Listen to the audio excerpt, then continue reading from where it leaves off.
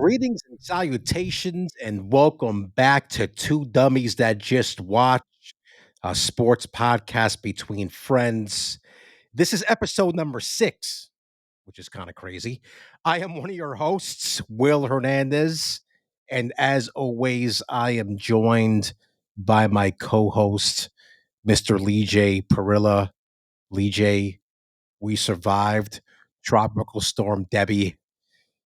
Nothing flooded here and floated away. I don't know. I heard there were problems in the Bronx, but you tell me.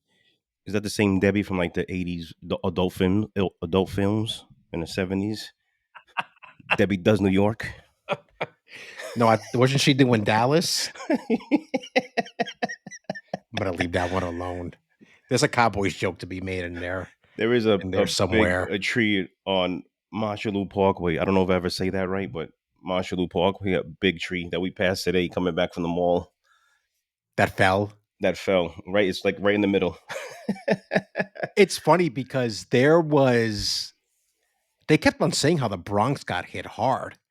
And the thing is, for people who don't live in New York or whatever, or don't really know much about the Bronx, and this is something I really just learned recently, the Bronx has like the most parkland and slash forest in the city because of where it's situated. It kind of connects to the main part of the state. So when they were saying how that they were fallen trees and stuff happening because of the tropical storm, it's a tropical storm now. It was by the time I got here, I was like, oh yeah, I forgot that there's a lot of Remember, forest we type of went on a land. little brief hike one day. Yes, Her and I do that during the summertime. yeah, Different trails and stuff around here. yeah, which is interesting. I We don't like actually did. I don't like the way this hat looks. Hold on, I'm gonna change my hat. Give me a second. Oh my Wardrobe god. change. Yeah, go ahead. Stand I'll by, keep guys. talking. I'll keep talking. But so LeeJay just mentioned how he went on a hike. I just went on a hike today with Elora, and there's a park here in Newburgh that's got like a 4 mile around the lake, Lake Chadwick. For anybody who's familiar who lives in Newburgh and might know that, it's called Lake Chadwick. Just So remember, guys, I'm the ultimate troll. we did that. Oh god, what's he wearing? What is that? You know what Is that is. Is that an Astros hat? Oh, it's a. My God. For the audio listeners, he's wearing a fucking Cowboys hat. How long have you had that one for? I just got it yesterday. What a piece of shit. I can't believe you're wearing a fucking Cowboys hat right now. Wow. I might hang up this hang up this call.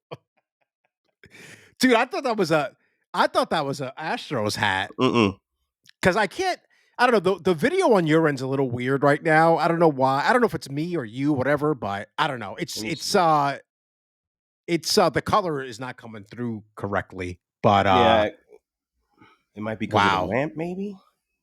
I don't know. Maybe. It could be. Anyway, I can't believe you're wearing a fucking Cowboys hat. Let's go, Danny. I don't think he listens to this. Maybe he Piece of does. shit.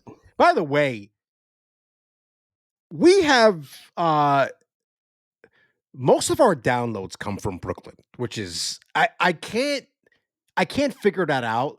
So if you're in Brooklyn and you're listening to this, I want you to reach out to me and let me know that you're listening to the podcast from Brooklyn. Write WRIGHT 205 at Gmail. Again, WRIGHT 205 at gmail.com. If you're from Brooklyn and you're listening to this, I want to hear from you because I'm so curious why we have so many downloads from Brooklyn. The rest of y'all let's go. Step up here. We need more of you from the rest of the boroughs. But on that note, I did want to say something about our listeners and what I'm seeing in the stats so far. And more people are downloading the show, which is great. And I encourage everybody to please download the episodes, to follow the show and download the episodes. Download it, listen to it, then delete it. I get it. Space might be at a premium on your phone, but downloads are very important to kind of what we do as far as potential advertising in the future, because that's what people kind of look at when they considering advertising. But I will say, and I mentioned this to you, I think yesterday, we're on pace to have more downloads this month than last month, which is great. I was not, I don't know. Sometimes I just don't know what to expect, and the numbers are kind of weird with what Buzzsprout, which is the hosting platform, and Apple gives us and Spotify gives us. But thank y'all for Patience, Daniel-son. But we love yeah, all of y'all. yeah, This LeeJay guy has no knows patience, guys. I no, thought I had no none, patience. none. So we're gonna try to do this yin and yang thing. Because I tend to have more patience over stuff I really can't control. And to be honest with you, you really have nothing. You really control nothing in your life if you really want to be honest. No, that's true. That is true. But you can control how people perceive the show by putting on a good show. Anyway. So, how was your weekend, good sir? Did y'all have a good weekend over there in Newburgh? Yeah, I was saying before that we went on a walk today.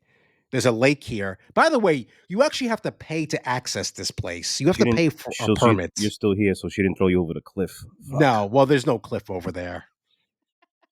It's all flat ground. It's all a lake. No coyotes today, because the last time we went to this thing, we saw a coyote and she freaked the fuck out.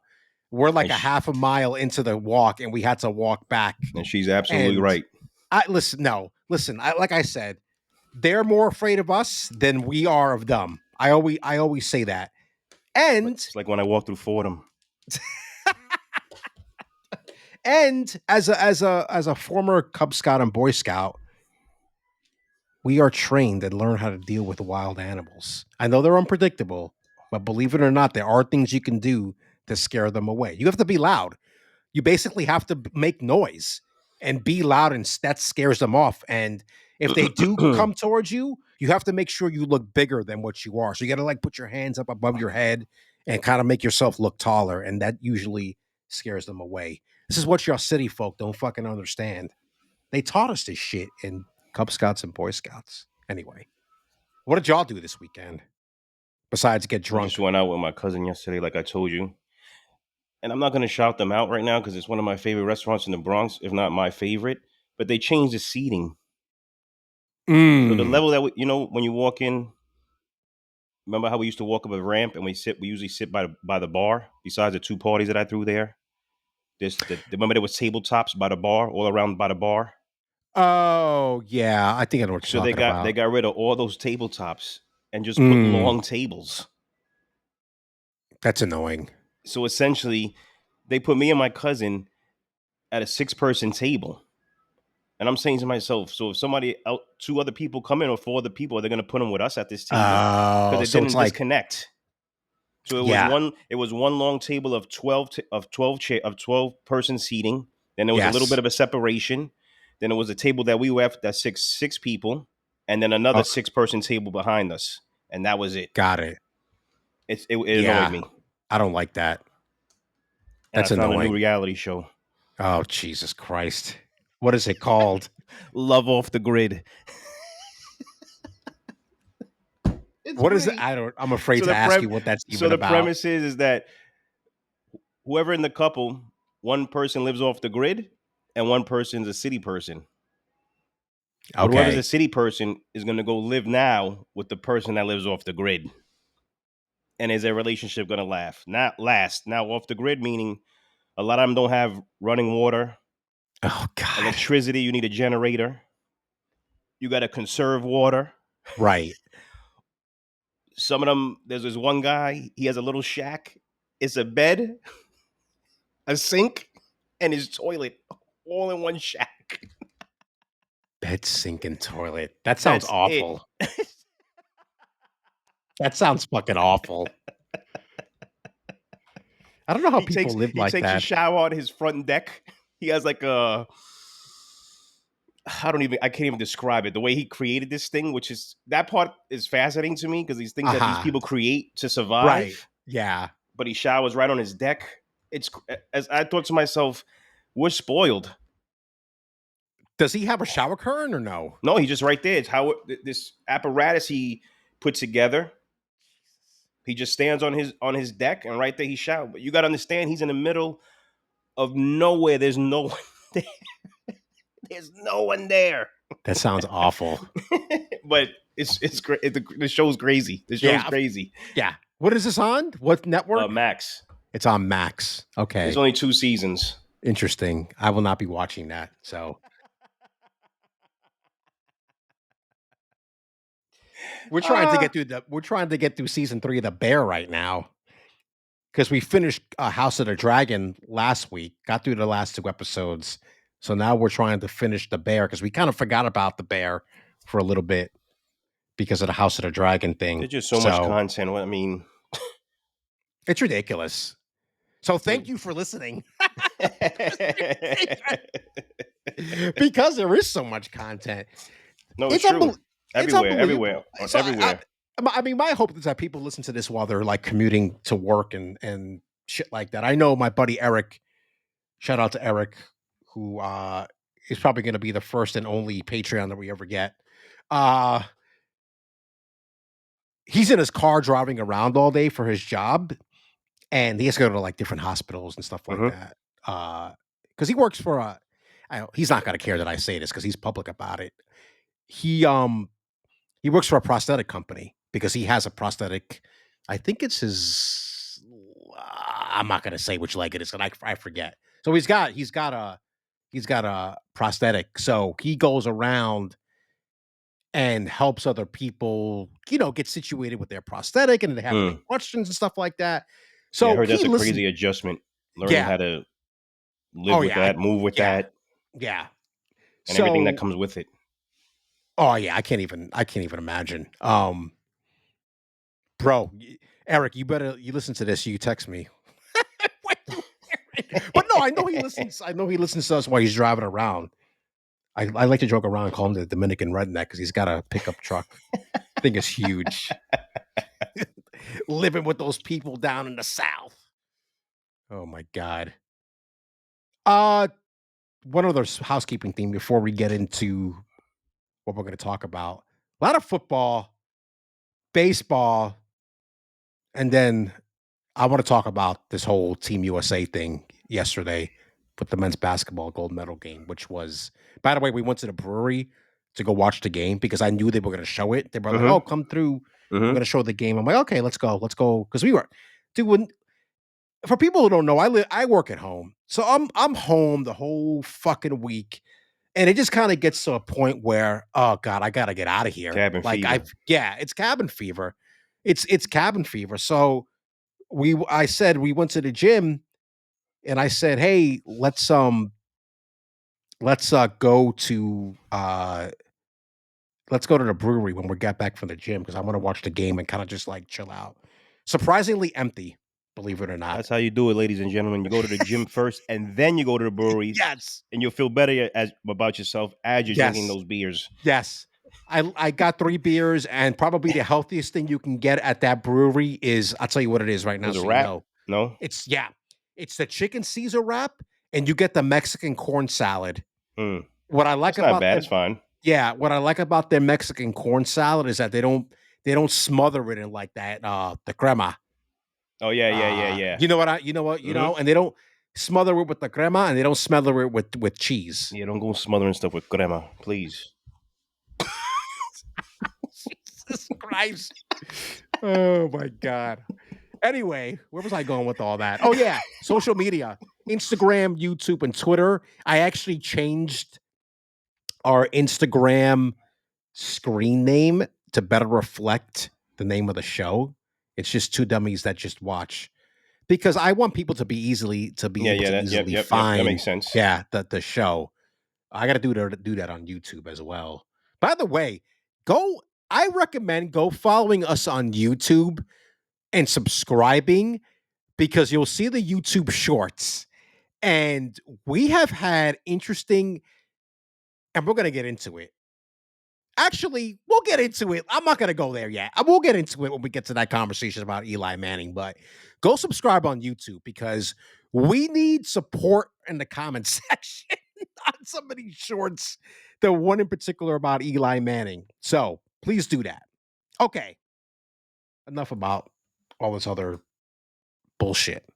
Let's get into why we're here as I get my timestamp. So, Giants and Jets both played exhibition games the past few days, and both teams won.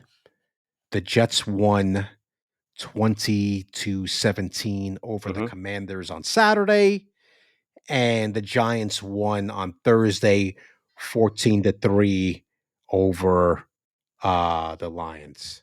So, my question to you, because I didn't watch the game on Saturday, and I saw, I saw some things that came out of the game, but I just want to get your perspective about what you saw and if there was anything major coming out of the game, because it seems like for the Giants there was, and I'm going to get into that, but hit me with anything that stood out to you, either watching the game or anything in the aftermath of We're the talking about win the on Jets game, right? Saturday. The Jets, Yeah, so yes. I watched the whole first half. Okay, Fake yeah, football, yes. We hate it, but we watch it. but we watch it. Whatever. Mhm.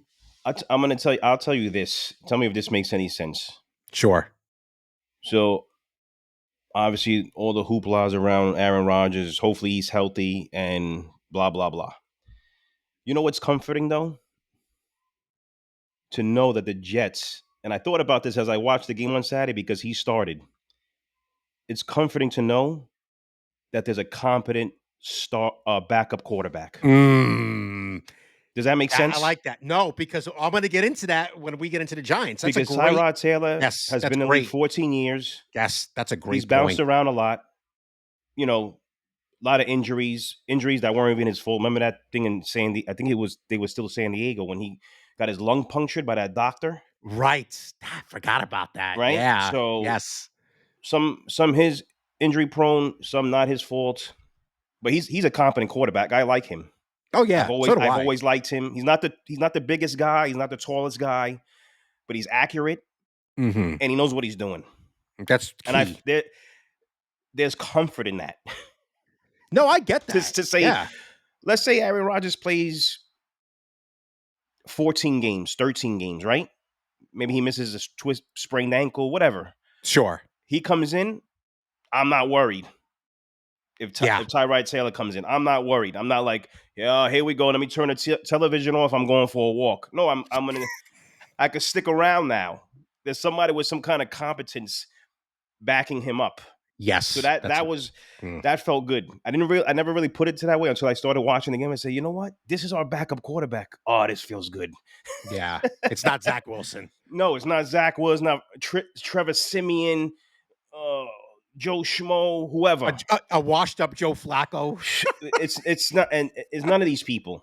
Yeah. So that was the first thing I noticed. And not too many things. You know, this is whatever. They don't really play as they say. They're what do they call it? Vanilla defense, vanilla offense. Yep. I don't really look into that. That's I would just same thing. But you yeah. still got to look at the players and what they do in the moment that they're playing, preseason or not. So there's this one kid out of Wisconsin. He was the youngest kid in the draft, 20 years old. His name is Braylon Hall. He had 6 rushes for 54 yards. That's a 9 average. This kid looks, bro, if he could do this in a regular season as the backup He's a rookie. behind Brees Hall, oh boy. Mm. And he's built like a stud. He's like a statue. What's his name again? I just want to look him up quick. Braylon Hall, you spell it a little differently. Braelon. He's out of Wisconsin. 20 years old. I think they made I see maybe him the right third here. round. Was it the third round? Interesting how something that came up on YouTube that said Brees Hall and Braylon, The Killer Bees. yeah, are going That's to their give nickname, I think. defenses problems. I'm like, hey, I mean, listen, if it works out, sure. He It's was only running people preseason. over. Listen, it's preseason, but you still got to tackle. And you're still trying to make a team. Wait, it's oh, I I think see it's what they did with their B names. R A E, right? Brees Hall, it's Braylon Allen. Is that what you said? Oh, sorry, Braylon Allen. Sorry, Yeah, I'm is it like, who Braylon the Allen? Yes. yeah, Sorry, it's Braylon Allen. sorry. I just Yeah, want to Allen. see, let's see. I'm just looking up his draft profile, which is not coming up right now. Anyway, continue. So that was that. A couple other things. These two cornerbacks. One, his name is Jarek Bernard Converse. Yep, I see This it. Yep, that his name came up. this I don't know. Like I said, preseason we LSU. don't look at, but he wasn't. I think he went undrafted. Yeah, 2000. Yeah, he did. He made. I think he made about 4 or 5 maybe solo tackles, but he was I'm all over the sorry. field. He About was four or drafted five. as a he's drafted as a safety last A year safety. I think they had him out of at corner. I'm not LSU. 100% sure, but all I know is this kid was all over the field, and the chances he had to make tackles, he made them. Mm. I like what I saw out of him, and then this kid Quantez Stiggers. He might have been in the CFL last year. That sounds like a fake name. That's his real name. You might see it there too on the roster. You know how spelled it. QWAN Oh, I see QWANT it. Yep, apostrophe stickers. EZ. Dude, It's real. That's what I'm no, saying. It's real. Oh, you got me. you You know got me what thinking this about you making. sounds like? First of all, that was fake. You, How would I even come up with that? Look how he even you spells know it. you know what that name sounds like? You know the skit with these guys. Oh god, did they do all the Oh, fake names? yes. What the heck? I know who you're talking about. I see them on Instagram all the time with the fake name. They do the Monday Night Football thing Yes, when they that's what it introduce sounds like. themselves. Yes. Great test stickers. I know exactly what you're You know you're saying. talking. What is their name? I want to give them some credit. Oh, Oh Key my. and Peele. Yes, those Yes, two. There they go. yeah. That's what that sounds like. Sorry, I mean that's what it sounds like. I think he played in the Holy shit! CFL last year. Yeah, he played for the Toronto Argonauts of What is the CFL. happening? Yeah, he Let's just bring up his shit quickly. Oh man, the NFL website sucks today. And he had like a Yeah, they were getting to it about like something his pops had died, something. I missed the story. you know what's crazy? He never played. He never played college football. He didn't play college football. There was a I don't know if that was attributed to like his father wound up dying. I just don't know the time frame. They That's talked about it briefly insane. throughout the broadcast. Okay, I just don't remember what it was about. Yeah, my apologies. I didn't hear that part. no, you're But it might good. come up It's there yeah. as His father you died after several months in a coma because of injuries from a car crash. Damn. yeah. And it might have been during that time where he worked at Walmart. He was the DoorDash driver. I think he played in some other league before the CFL. Yeah, let me read this quick. When Stiggers was ready to resume, his mother searched the internet for playing opportunities. This is from ESPN, by the way. Eventually signing him up for fan-controlled football, Fan a controlled football. That's what it seven was. a 7-on-7 indoor league that operated on a premise that fans called the plays on their phone. That's Yes, wild to me. that's what it Holy was. And shit. then he went to the CFL. Yes, yes. Wow. And then I think he was drafted maybe in the 6th round, maybe. Fifth round, fifth round. He Yeah. was a. I like stories like that That's wild. Yeah, I love because that those shit. people Yeah. fight for their opportunity and they're hungry. Yep. And if he was raised right, he's the kind of player that you like to see. Look at the journey. Look at that just right there. And That's before even insane. all of that, he was working at Walmart to make money. He was a DoorDash driver. Some things that I remember them talking about on Saturday. But besides that, fake football. Sure. Then I turned it off and I went to go eat and drink. So let's talk about the Giants a bit here. And good lord. I don't know. I sent you it earlier today. So apparently Malik Neighbors with a minor ankle sprain today during practice. So that's going to be something to keep an eye on. And this is why you don't get hyped up for preseason fake football and training camp, because you never know what's going to happen. Anyway, Giants win Thursday 14-3 against the Lions, who are obviously heavily favored to make it to the Super Bowl this year. I don't look into that. Again, it's fake football like we talked about. I will say two things that I took notice of. Obviously, Drew Lock is hurt now, and he's going to be out for a while. And I think this plays nicely with what you said about the backup, because guess who used to be the backup in New York? Tyrod Taylor. Yep. And now you've got Tommy fucking DeVito is the backup court. Stop that. Don't do that. Hey, Stop that. LeeJay is doing this stupid Italian shit that they do now that I I don't shine hate. shoes anymore. Stop that. Please stop that. So now, that being said, Locke did not look good Oh, he on looked Thursday. terrible. 4 of 10 for 17 yards, interception. DeVito, he knows the offense better, obviously. He passed for 92 yards on 8 completions and led the Giants on on both their scoring drives there. But let me tell you something right now. These people that are saying that DeVito should be the starter, as much as I do not like Daniel Jones, can we stop with this fucking nonsense with wanting to have DeVito be the starter because he went on some, like, I don't know, magical journey last year and became this fan favorite? Stop that. No, stop. LeeJay, people who want to go, LeeJay's being an idiot right now. He's making me mad because he knows how much I don't like DeVito.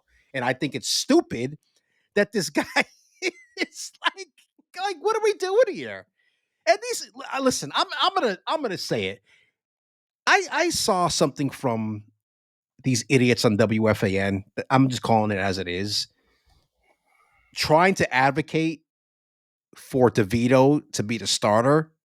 Stop. Please stop. To be fair, it was one guy, and I know it was one guy. yeah. But it went viral. Yes. 100%. Yes. You know? 100%. And then you combine that with what you see from people on social media.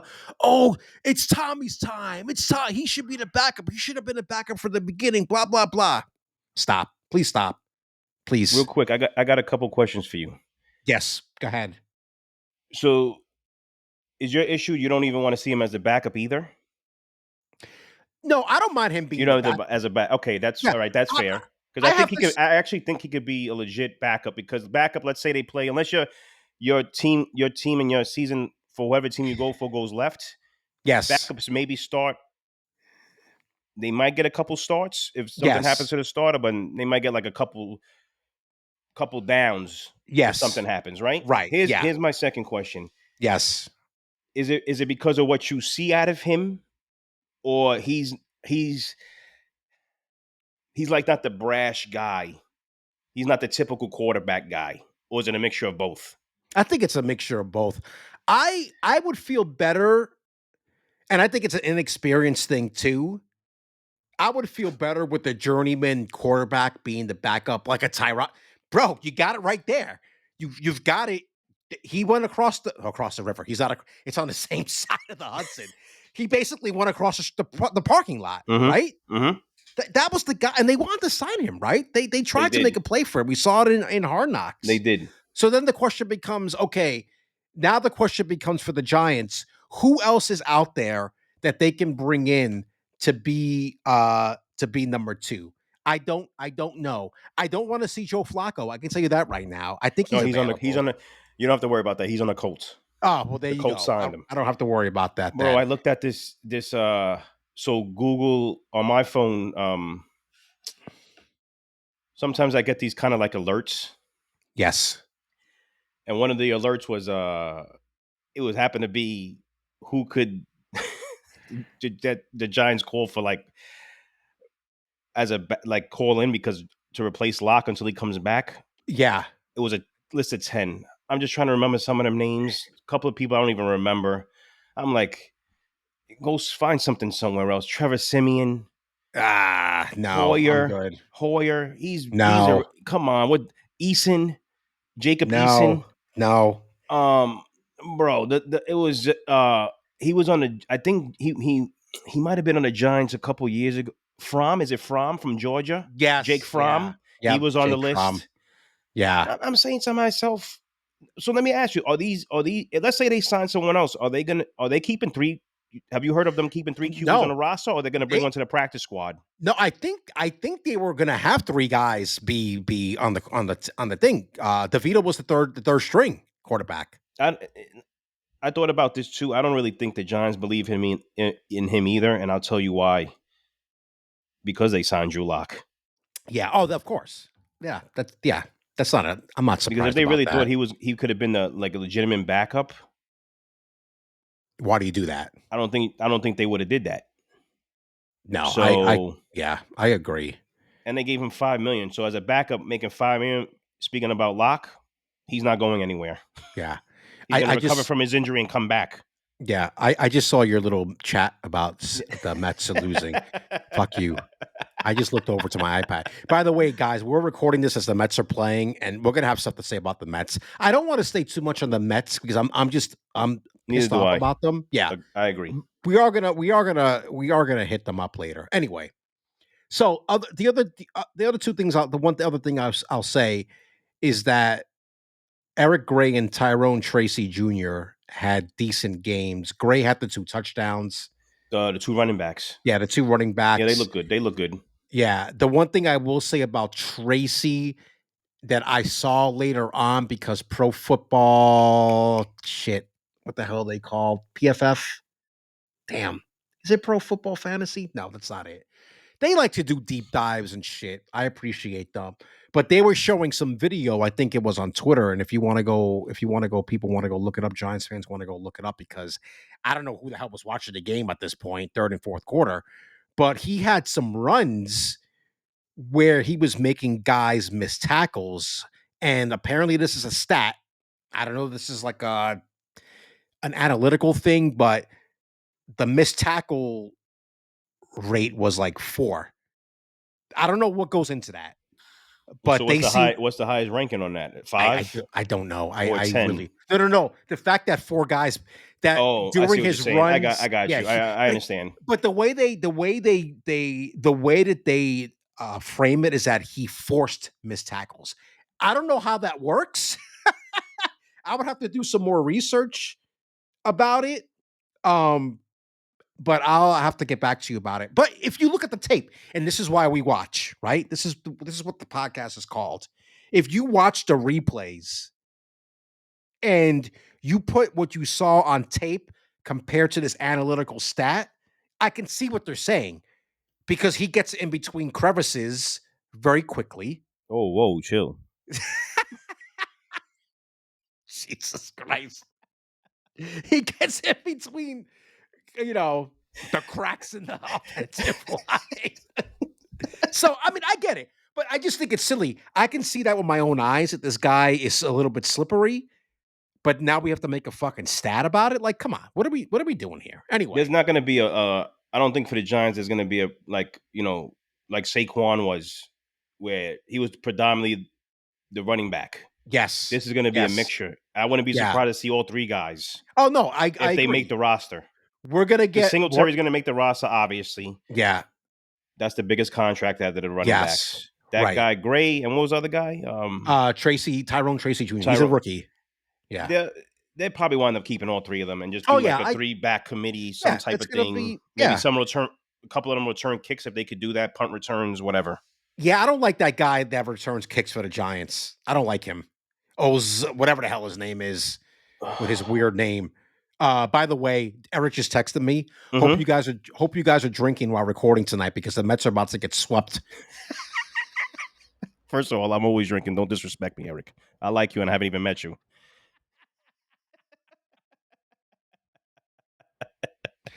So I'm not drinking because I started to Because he's a fast loser. today. No, I started to fast today, so I can't drink until Thursday, probably Friday. I'm trying to get till Thursday. By the way, for those who try to wonder what the hell we're talking about, water fasting. So what is it?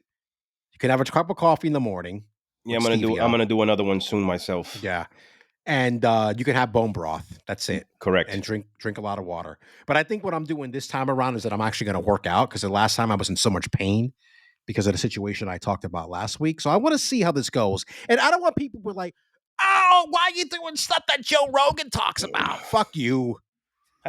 First of all, I don't do things because someone else does it. This was more of a discipline thing for me. I wanted to see if I could put myself through it. And it's not like some rigorous thing. You just No, it's essentially not. not eating anything for 3 days. Yeah. And see if you have it's like people that fast during their religion, whoever fasts, Yeah, Ramadan. Come on, bro. right? So Same thing. plus It's almost the same this thing. was only 3 days. I get it. I just wanted to see. And for me personally, I went to the gym at the time, and going to the gym actually takes your mind off of it. And by the time I got home, I was tired. I just went to bed. I didn't even Yeah. think about it. Yeah. But Yeah, I was pretty good the first time I did it. I've done these things before. it's just If you trying to guys, find out. Everything doesn't work for everybody. Everybody has to yeah, find their own wheelhouse and what works for yeah, them. yeah. If you guys remember the lemon cleanse, do you remember there was an episode of The Office where Kelly did it? Yes. You remember that? I did that. That was interesting. And that was for a week, bro. Yeah, I'm not doing a week. That was for a week. 72 hours is good. Yeah, that was for a week. Anyway, one more thing I will say: Evan Neal was activated from the pup list, so I don't know where this guy's gonna play. I'm tired of that dude. I think they said they're going to put him at oh my god, maybe one of the guard positions, Yeah, but you already, one of the tackle positions. but you Well, you already got already, Runyon, yeah, and that's doesn't what the I other guy mean. play guard too? Yeah, What the heck is Illuminora. Illuminor or whatever it was? I think so. McCandle from Beauty and the Beast. What is that? Is that his name? I think something That's like that. no. Stop it. His name means something, I believe. Look at what it means.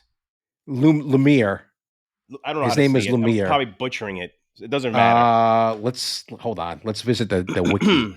Hope nothing plays here. What does his name mean?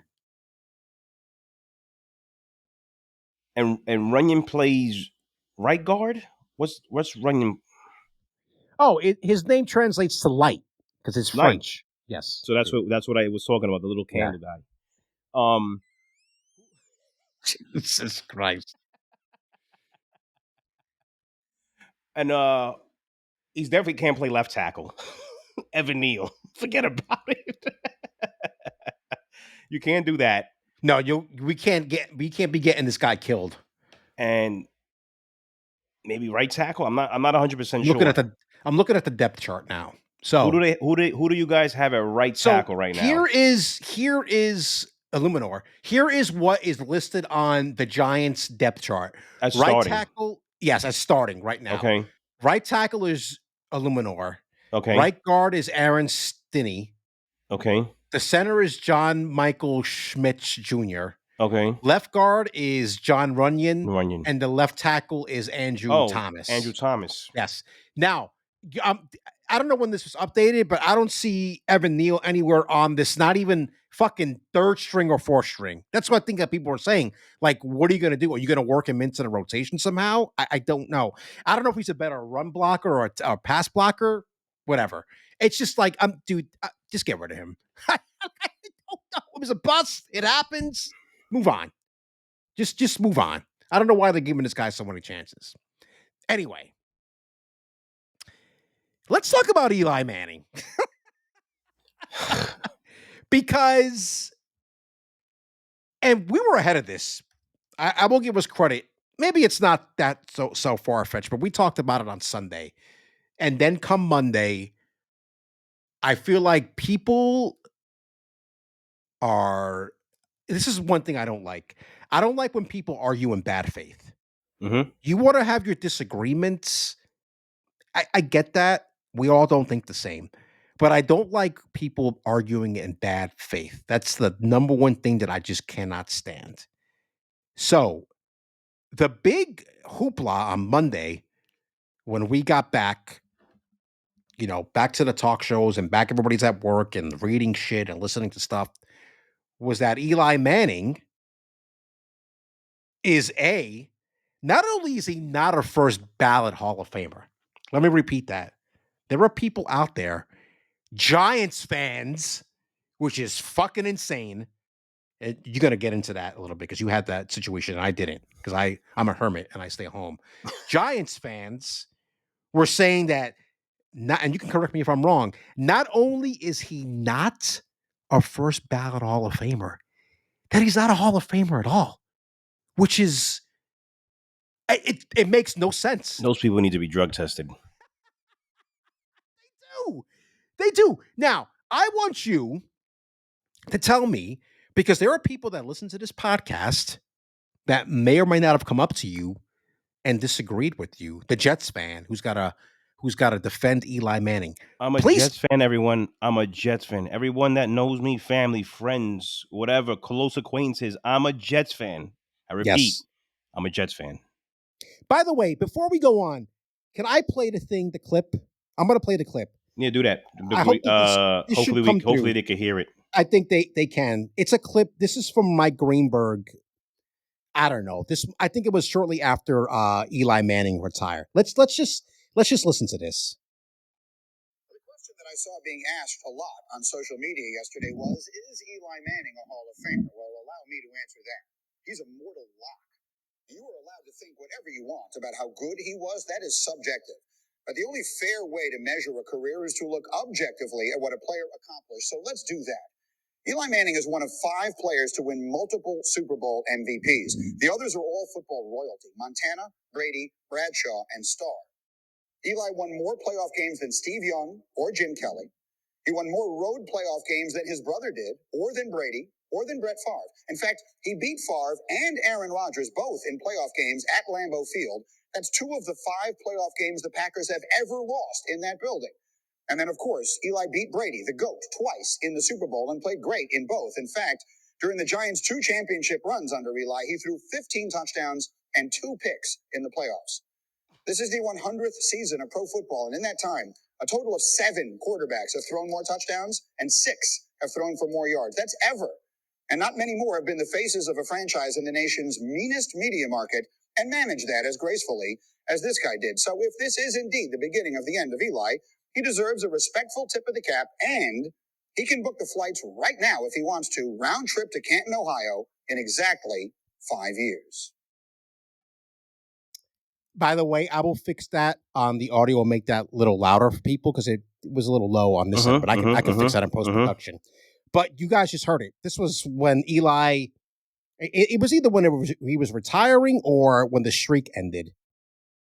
He just laid out all these fucking things in that, and this was 5 years ago.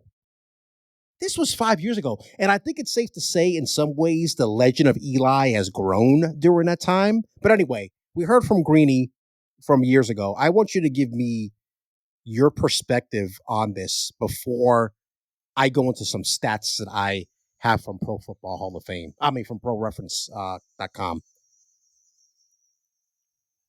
Eli Manning's a Hall of Famer first ballot. Period. Stop. I have nothing else to say about that. I don't like me and my cousin. Shout out Michael. He's actually one of the listeners in Brooklyn, but I don't know if he listens to it at his job or in Brooklyn. But him and I were going not back and forth. He had some things to say. I had a couple of things to say. He agreed. I agreed where he was coming from. I just think he slightly disagreed with Manning. He thought maybe Justin Tuck could have got that first MVP he got, and Justin Tuck was It's a fair. beast. I told That's him that's fair. fair, definitely fair argument. But it was nice banter back and forth. He was talking some other things that whatever, just more about Eli Manning and stuff like that, which he's true. They probably held on to him too long, yada yada yada. But here's my thing, and this doesn't even have to do with Eli Manning. Mm. You hear it on certain sports shows, whether it's on television, on radio. There's people that are even arguing when people come up and it's time for them to be in the Hall of Fame. Should they be in the Hall of Fame just because they only have 1 ring? I've heard that about Aaron Rodgers. Yeah, This guy's a 4-time NFL MVP. 4-time NFL MVP.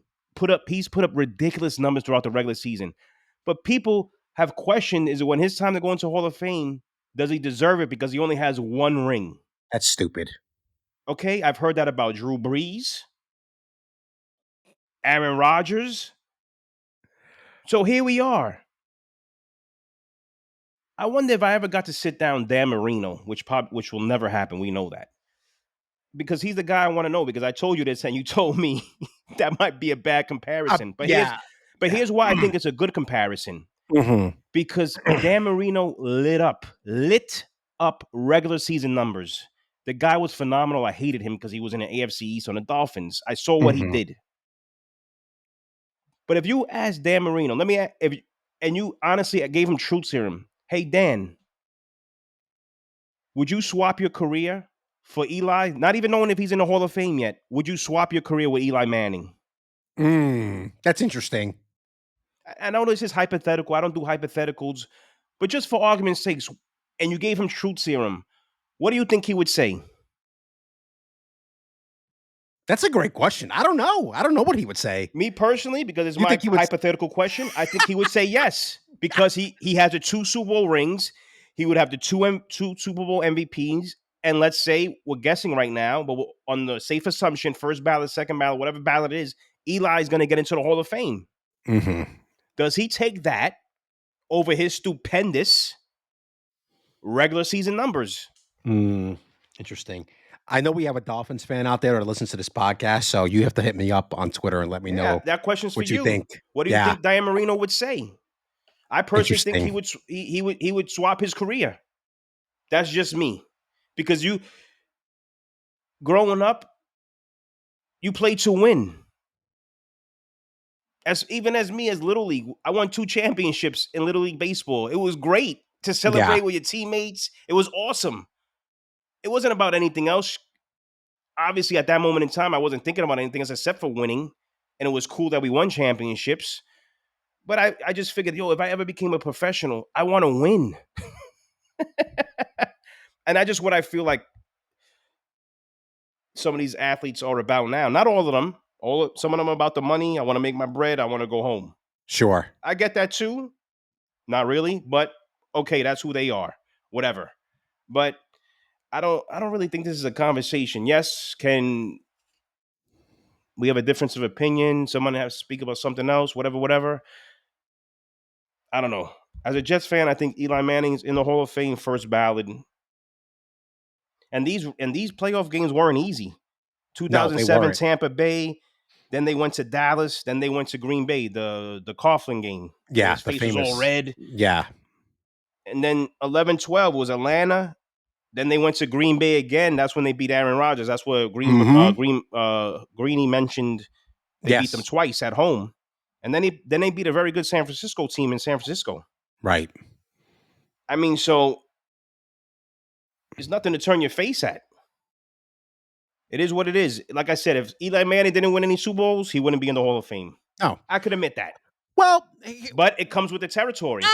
Well, here's the thing. And this is why I like these websites like ProFootballReference.com, because if you look at just like purely statistical, everyday stats, not even analytical shit, right?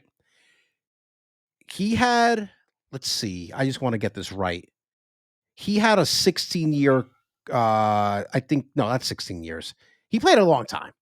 He played, let's see. He was drafted in 2004. He played. And I think his last year was.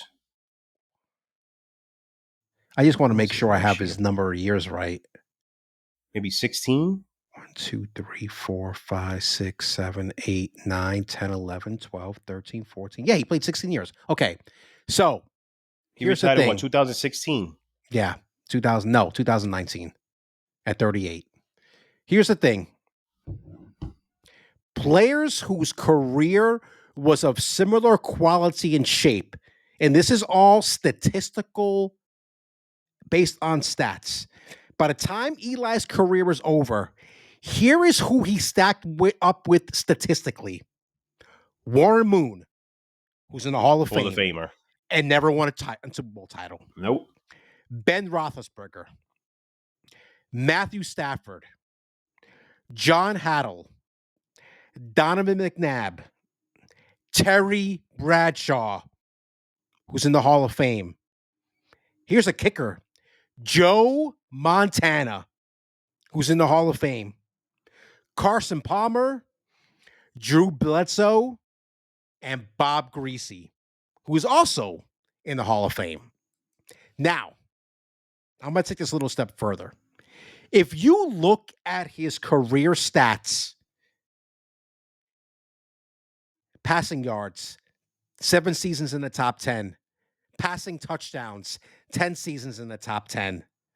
Passing yards per game, 5 seasons in the top 10. That QBR shit. Remember when ESPN, everybody got, oh, this is stupid. By that statistic, he was top 10 4 times. Total career offense, 6 seasons in the top 10. Total offense. His career, completely 54,720 yards that he was accounted for. His one thing, you want to say something about Eli that was not good, it was interceptions. 100%. 11 seasons in the top 10. But I think he wound up being the same number of touchdowns to the same number of interceptions when he retired, right? Or am I wrong on that? I think you might be wrong about that. Hold on. Let me just bring it up. He had 366 touchdowns and 244 interceptions. Yeah. So I'm thinking about 1 year in particular. Yeah, he had some bad years. But I mean, what is that? What was happening during those seasons? Bad offensive line, bad receivers trying to force. This is the thing. This is the other stuff you have to look at. By the way, passes completed, 10 seasons in the top 10. 4-time Pro Bowler. Passing touchdown percentage, 7 seasons in the top 10. The only stat in the NFL that I really dislike, I don't know if dislike, but you really can't tell, especially if you don't watch the game, is interceptions. Yeah. And what I mean by that is that what if you're a wide open receiver right in your hands and you just drop the ball? Yeah. Yeah. There's no way to say it was his fault. Yes. It's the quarterback's fault. Yeah. And if you don't watch the game, you can't say, you know what, that wasn't whoever's fault. Let's move on. The receiver needs to know how to catch. Yeah. But there's no way to distinguish the difference, especially if you're not watching. Right. So I told you this past week. If you want to make the argument that he's not first ballot, that's fine. I could live with that. Might be able to give that to you. I could live with that. But to say that he's not a Hall of Famer at all, that's bullshit. I'm not saying that as just a Giants fan. I'm saying that based on cold, hard numbers, 2 Super Bowl victories, 2 massive playoff runs, and 2 Super Bowl MVPs. Somebody said in the comment section, I said, Eli might not have been good all the time, but he was good when it mattered. If I was able to kidnap Eli Manning and put him in the fucking green and white, I would have did it. Dude, I was watching some stats. I don't know, because I was doing research earlier today for the show, and I was just kind of watching some of the highlights, especially to Manningham in that second run. Because Manningham had a huge fucking postseason. That wasn't against San Francisco. That was in the Super Bowl, that catch? Well, it was Super Bowl, that catch, but he also had like 5 or 6 touchdowns during that run. That was like, Manningham was Eli's like primary target during that second playoff run. Dude, Eli was making passes that Daniel Jones wishes he could fucking make. Bro, that catch, first of all, watching on television, I could remember it. I was like, there's no way he got 2 feet down. Number 2, the window was barely open. Yeah. Because slightly left, slightly right, a little low, a little high, guess what happens? That catch isn't made. That throw was perfect. And I don't want to take anything away from Manningham. He made a beautiful catch too, both feet in. Yes. But if I'm not mistaken as well, if I remember, my memory serves me right, they started that drive on the goal line. Yeah, it was deep in that own last territory. Drive. It was anywhere 10 yards and less. Yeah, it was anywhere deep between in 10 yards and the goal line. If I'm not that was a long ass drive, Brady-esque, if you may. Jesus. Right? But this is what he did. Joe Montana did it all the time, and he did it. And I was sitting there, I was like, these mofos are going to win again. What the F? And that's what happened. But there was this. No, go ahead. These are the things that come with football and sports. Sometimes you do need a little luck. Sometimes you need somebody to drop an interception. Sometimes you do need somebody to drop a pass on the opposing drive. It all part of sports. But guess what? At that moment, it didn't happen. So we move on. Right. This whole And argument that's that, what it is. oh, if Wes Welker would have did this, No, it doesn't fuck matter. you. It doesn't It doesn't matter. It happen. doesn't It matter. didn't happen. I get the argument. If you want, all right, you want to have that opinion, you want to have that. I get it. If he would have, but he didn't. So here we are. And I think the first ballot thing is more like maybe more of a personal thing for the players, because I do think they would like to be on the first ballot. Sure. But as for fans, as an argument, what does it really matter? He's going into the Hall of Fame. Yeah, it doesn't matter. It doesn't matter. I think that's more of a personal thing for the players. But for fans, he's going in. If he doesn't go in, I'm not going to say I wouldn't stop watching football. I'm not going to do that for Eli. Unless he gave me like $5 million. But it'll be a little upsetting, especially seeing some people that are in that may not be quite deserving. But he's getting in. He's getting in. Come on, he's getting in. I agree. By the way, 2 more stats and we'll move on. Game-winning drives, 5 seasons in the top 10, 37 in his career. Comebacks, I'm assuming they measure this by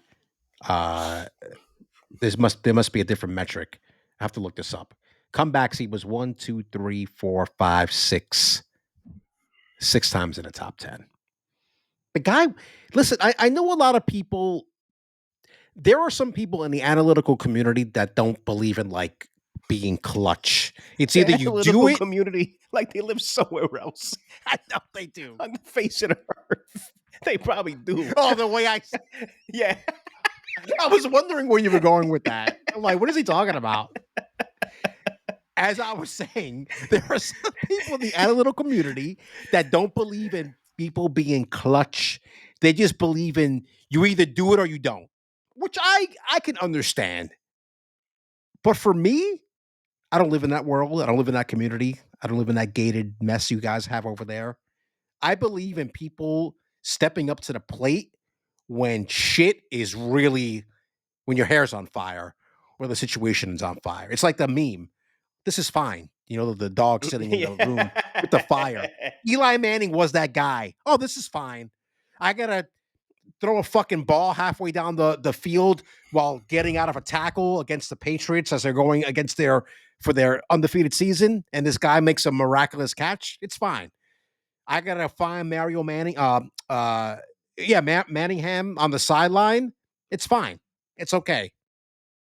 I got to go into Lambeau Field when it's minus 25 degrees and win a playoff game? Sure. You got icicles on your balls. Yeah, sure. Why the fuck not? Come on, guys. Listen, guys, and we're gonna end it here because I'm done with this. Just ask yourself this: if you've gone for rooted for a team since you were a child that has been incompetent, has sucked, they're losers. Oh, sounds like me. Ask yourself, throughout those years, would you take Eli Manning over the guy you had? You would all say yes, because apparently the guy you had didn't do the job. Period. Stop. We move on. It's halftime here at Two Dummies That Just Watch, a sports podcast between friends.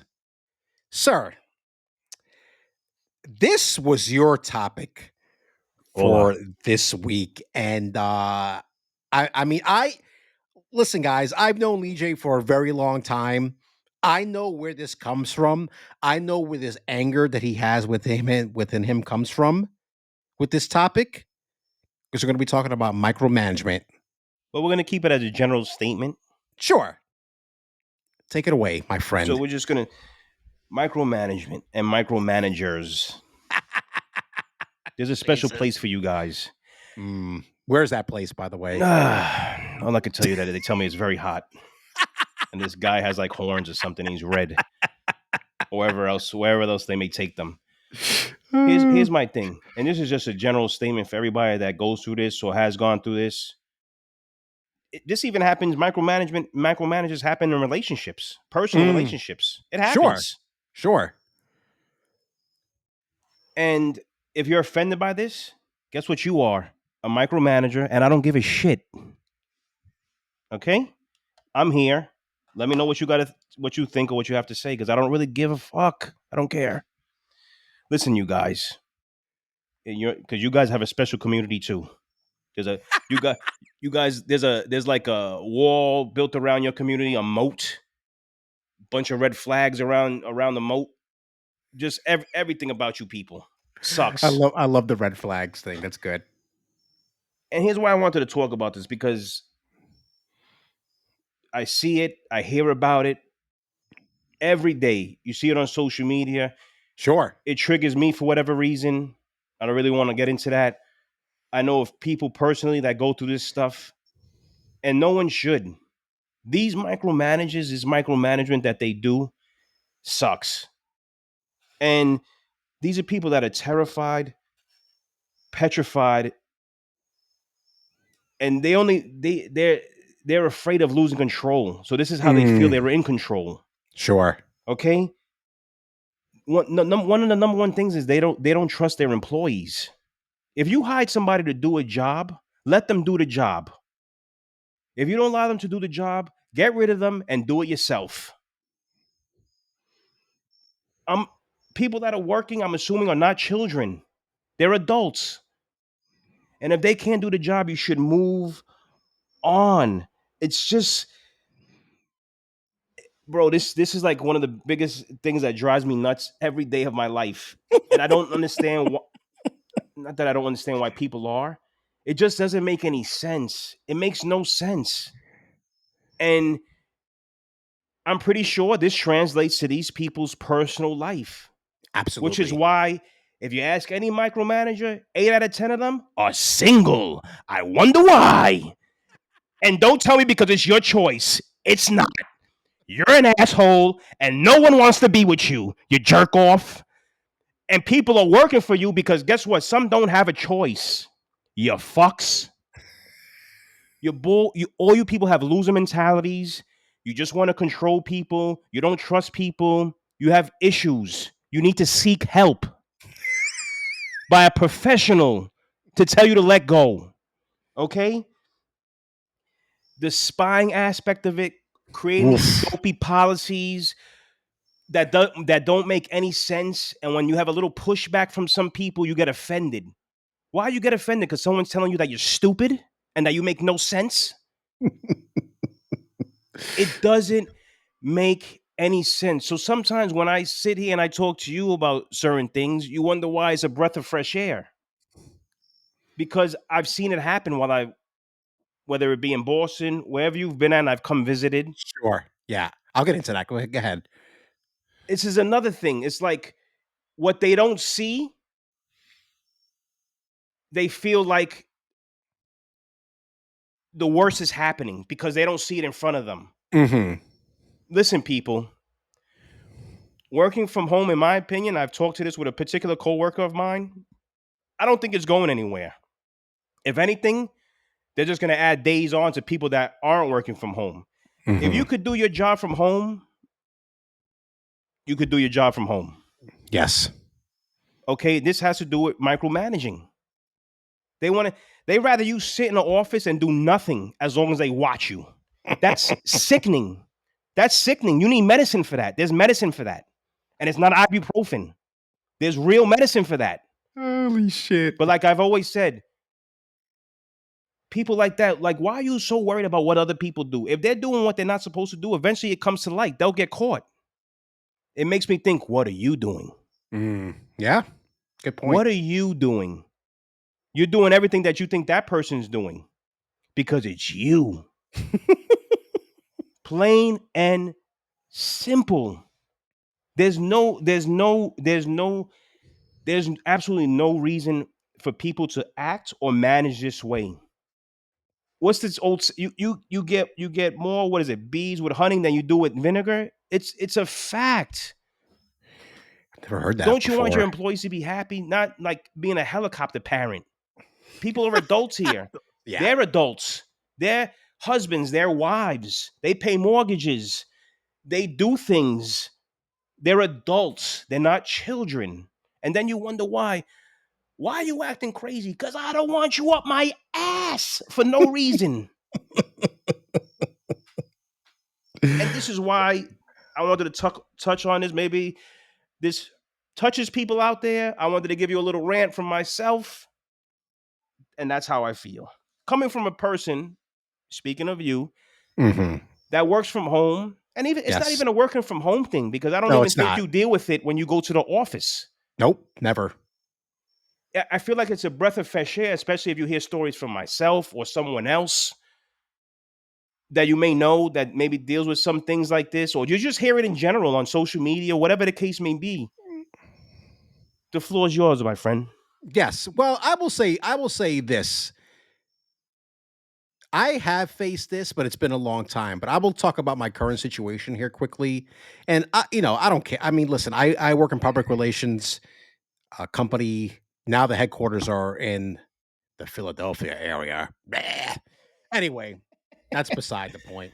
But I've been at this job now for 4.5 years.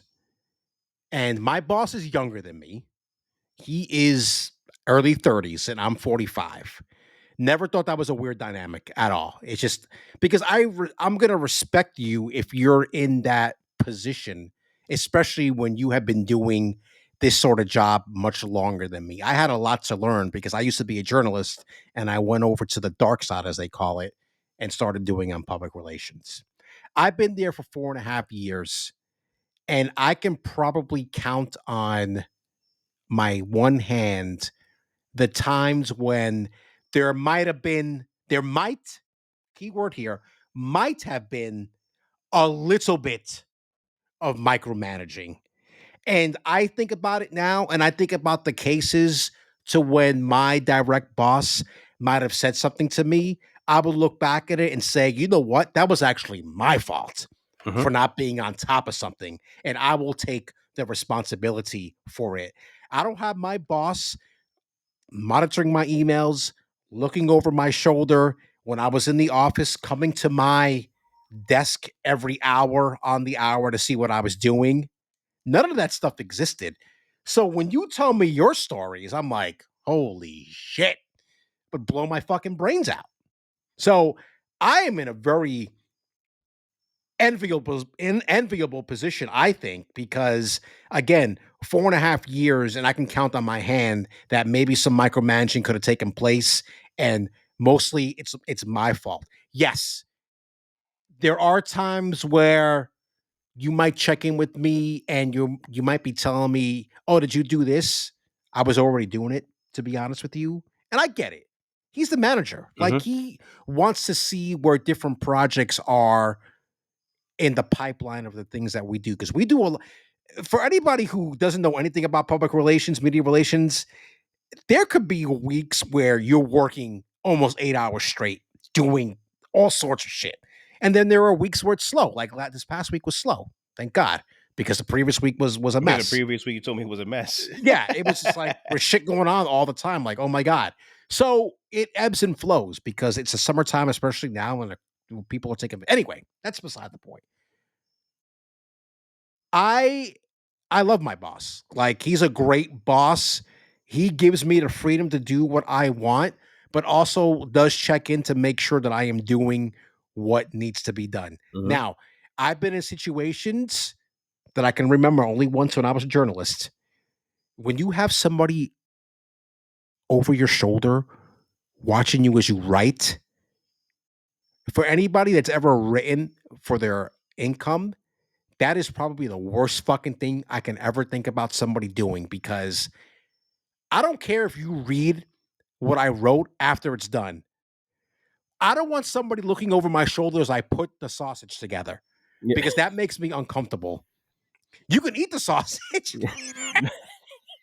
Oh, hey, yo. You can eat my sausage later, but I don't want you to see how I make it. Mr. Hernandez, that's not a semicolon. That's a comment that goes there. How's about you fuck off? Dude. And the thing is, and I'm not saying this as like an insult or anything, this guy had like legit mental issues. He But was just he was just bipolar. just bringing them all together, Yeah. and be evaluated by psychologists. And I guarantee you, listen, I'm not trying to make fun of that world. No, I'm trying to make light of absolutely what's not. happening here. Okay. Yeah, Because absolutely. that stuff is serious. It is. But listen here, folks. Like I said earlier in when we started recording today, you really don't even have control over your own life. No. Once this recording ends, I could walk to the bathroom and drop dead.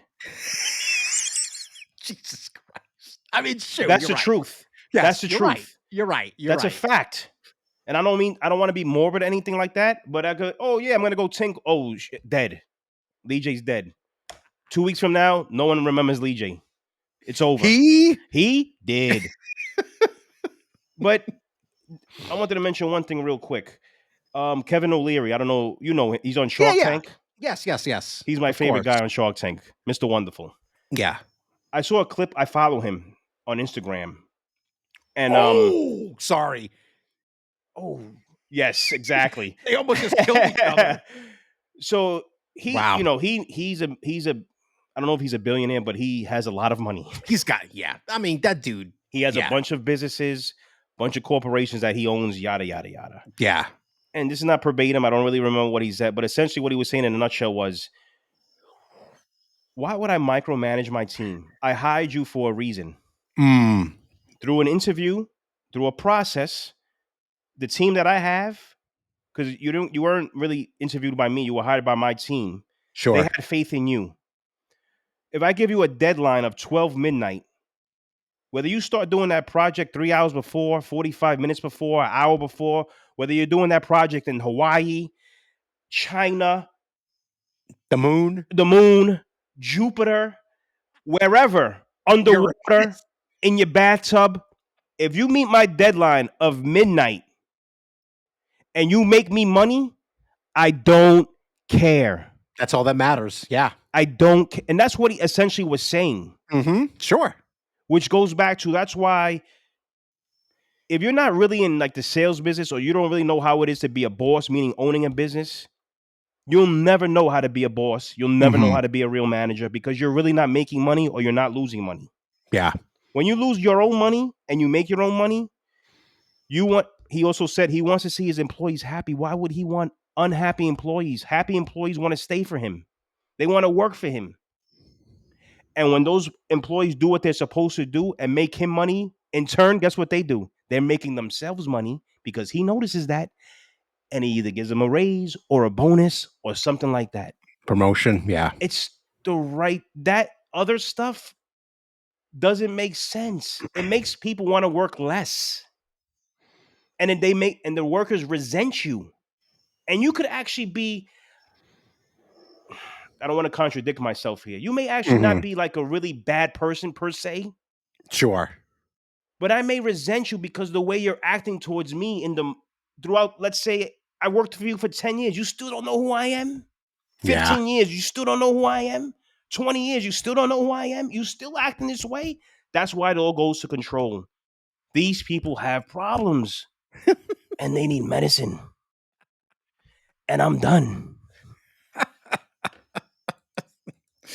Oh, boy.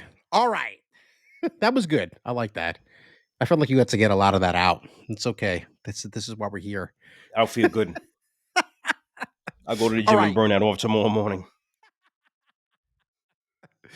Let's get to the second half of the show. And LeeJay put in a topic today in the notes today. I don't know. I just saw it today for the first time, and I was very confused. And I texted him and I told him, what does this mean? Getting rid of the intentional walk. He explained it to me, and I was like, oh, I like that. So, because we're going to talk about some baseball right now. Sir, please tell me where this idea comes from, this topic of getting rid of the intentional walk in baseball.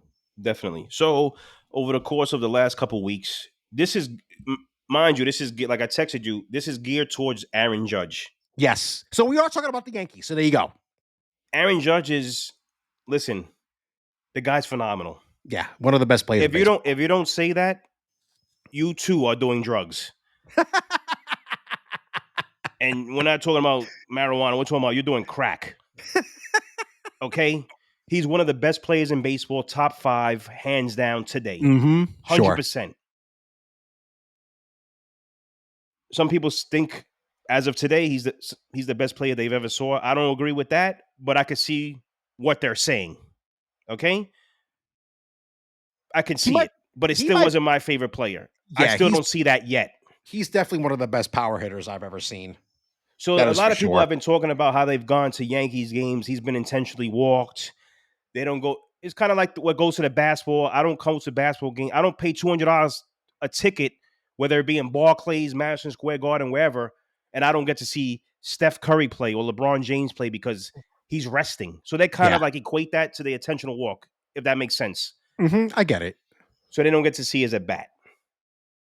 So I decided to delve into this a little bit because not only it's a lot of these fans that call into these radio shows. And listen, I don't got a problem with like people having issues with sports and, you know, their issues with whatever it may be, this being the intentional walk. But when it's just my opinion, when you call into these radio shows that I'm listening to, have an idea.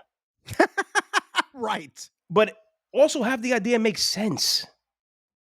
They're like, some of them were like, they're allowed to do one.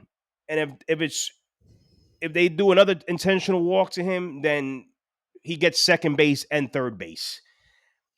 Listen, let's make this short. There is no answer to the intentional walk. The only answer to the intentional walk is just getting rid of it. Yeah, you're right. But here's my thing. Even if you get rid of it, you know what they're going to do? They're going to pitch. They're going to intentional walk him, pitch around him, throw outside. Yeah. Mm-hmm. Then someone said, oh, well, if they do that, then they get second base. But how can you prove that as an umpire? You're getting too deep. You see, this is where the analytics things kills people. They're trying to get too deep into this stuff, and you can't prove that stuff. You can't get into the mind of another person to say, you know what, he did that on purpose. If you could do that, you're in the wrong business, and you should be making a lot of fucking money.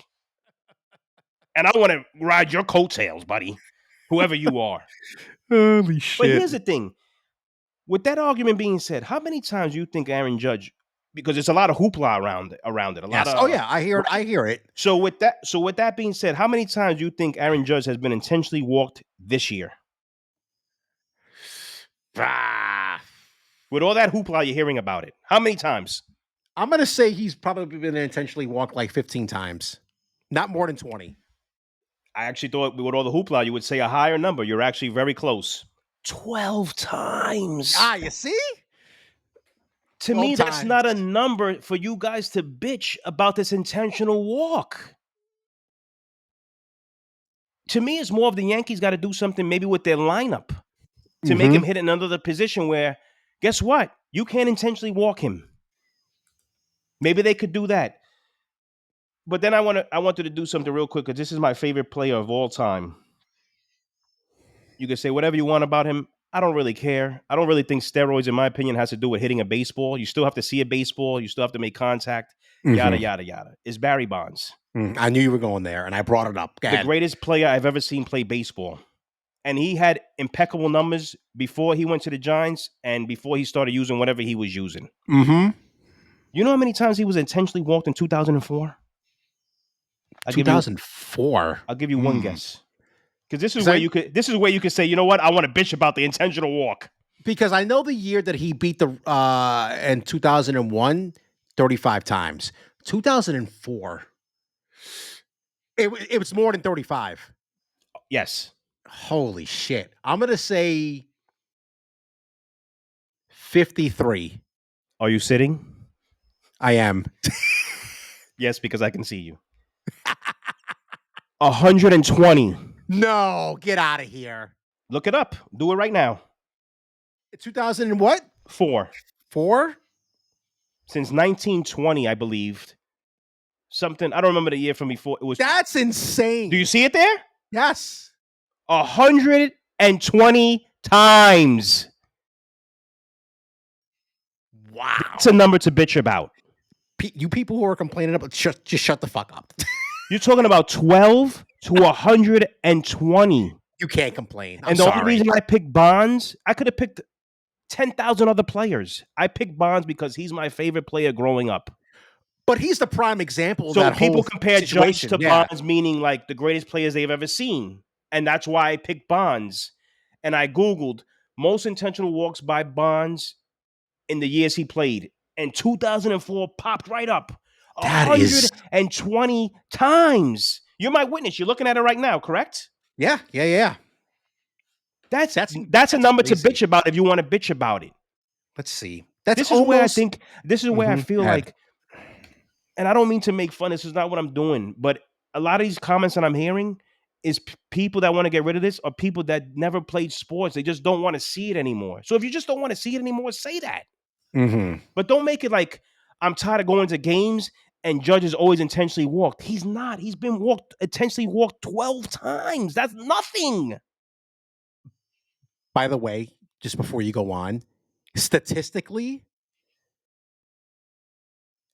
it comes out to 0.74 intentional walks over 162 game season. Come on, like, what are That we is talking about here? insane. What are we talking That's about here? insane. It's strategy within baseball. It's just if you want to, there's only one thing, like I mentioned before, that you could do with the intentional walk. That's get rid of it. Yeah, just get rid of it. That's yeah, it. and Just get rid of it. That'll never happen. Because it's still because here's the thing: when you put this into the document and before we talked about, I texted you what this was about. By the way, it is now Mm-hmm. 4-0 Seattle. Mm-hmm. That's it. They're done. And the gracious Lindor made an error. Yeah, I saw that. So what I was like, okay, so what does this mean before we even got into it? What is he talking about? Like, what are we talking about here? And the first thing that came to my head is if you got rid of the intentional walk, then you're getting rid of an integral part of baseball with the strategic aspect of it. And a lot of that has already gone away because the pitchers don't hit anymore. You don't do double switches like you used to. This is very prevalent back when pitchers were hitting, where you would intentionally walk the number 8 guy to get to the pitcher. You don't have that anymore. So I feel like let's not de-strategize. It's probably not a word, but let's not de-strategize the game of baseball any more than it is right now by getting rid of the intentional walk. It's still an integral part of the game because guess what?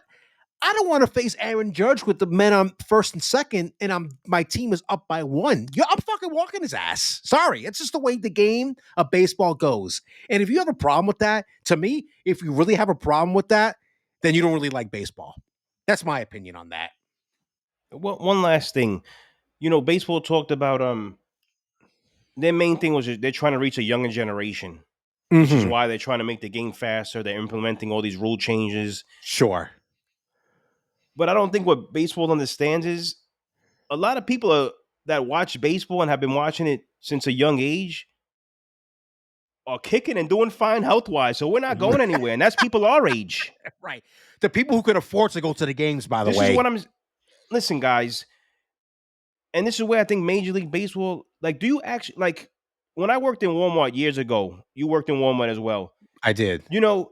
They have people that go to other stores, meaning other, like, something that's comparable to their store. Target. i.e. Target, whatever. And they send people over there to walk around to see what Target's doing. Yes. And they come back and say, yo, Target's ba ba ba ba ba ba ba. And they try to, my point is that does Major League Baseball actually go to these games and see the generation that they're trying to lure in and what they're actually doing at these games? All you're really doing is if they could afford to go, they pay for the ticket, and it's essentially a party for them. How many times have we been around these young people? And there's nothing on young people. I've been young at one time, but I'm an old man now. And I want to sit there and I want to watch the game. Right. I don't want to hear about Waka Flocka and Bitcoin and GameStop. I don't give a shit. I don't care. I want to sit there like an old man. You're lucky I don't have a little AM FM radio and binoculars and just watch the game. Talk in between innings, it's fine. But these kids just talk is not enjoyable for me. We've They're not seen it. even watching the game. So I know if they're not watching the game live, they're not watching the game at home. Right. So we're going strong, 40 plus. We're still watching baseball. But it's not like you're not trying to cater to us. Right. You're trying to cater to the generation before and a couple generations before. Right. But they're not even paying attention. They're not. We've seen it. We went to Baltimore. We saw. And when that one time we sat in the bleachers in Boston, it was a nightmare. Yeah, it was. Nobody's paying attention to the game. It was a nightmare, bro. Those people didn't stop talking. Oh my God. Like, what the F? But this is what it is. Yeah, it's interesting. I again, these people are complaining about it. Just stop, man. You know what? Have your boy Cashman get a better hitter to get behind Judge. That's what it comes down to. Or maybe swap Soto Judge and Judge. Soto. Yeah, you could do that. Swap them. Yeah. Or tell the other guys, yo, start hitting. Make yourself the threat. Exactly. Then what they're gonna do? They got to pick their poison. Because you know what?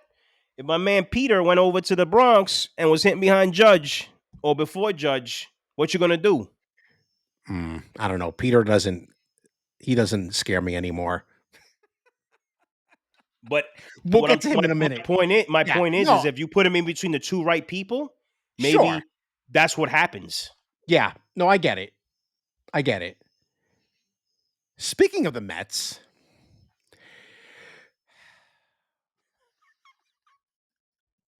I don't even know what to say. But here's the thing.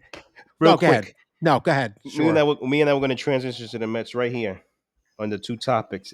One topic is Mets 10-game road trip, and the next one is Pete Alonso. My answers to both of those were, I'm tired and I don't care.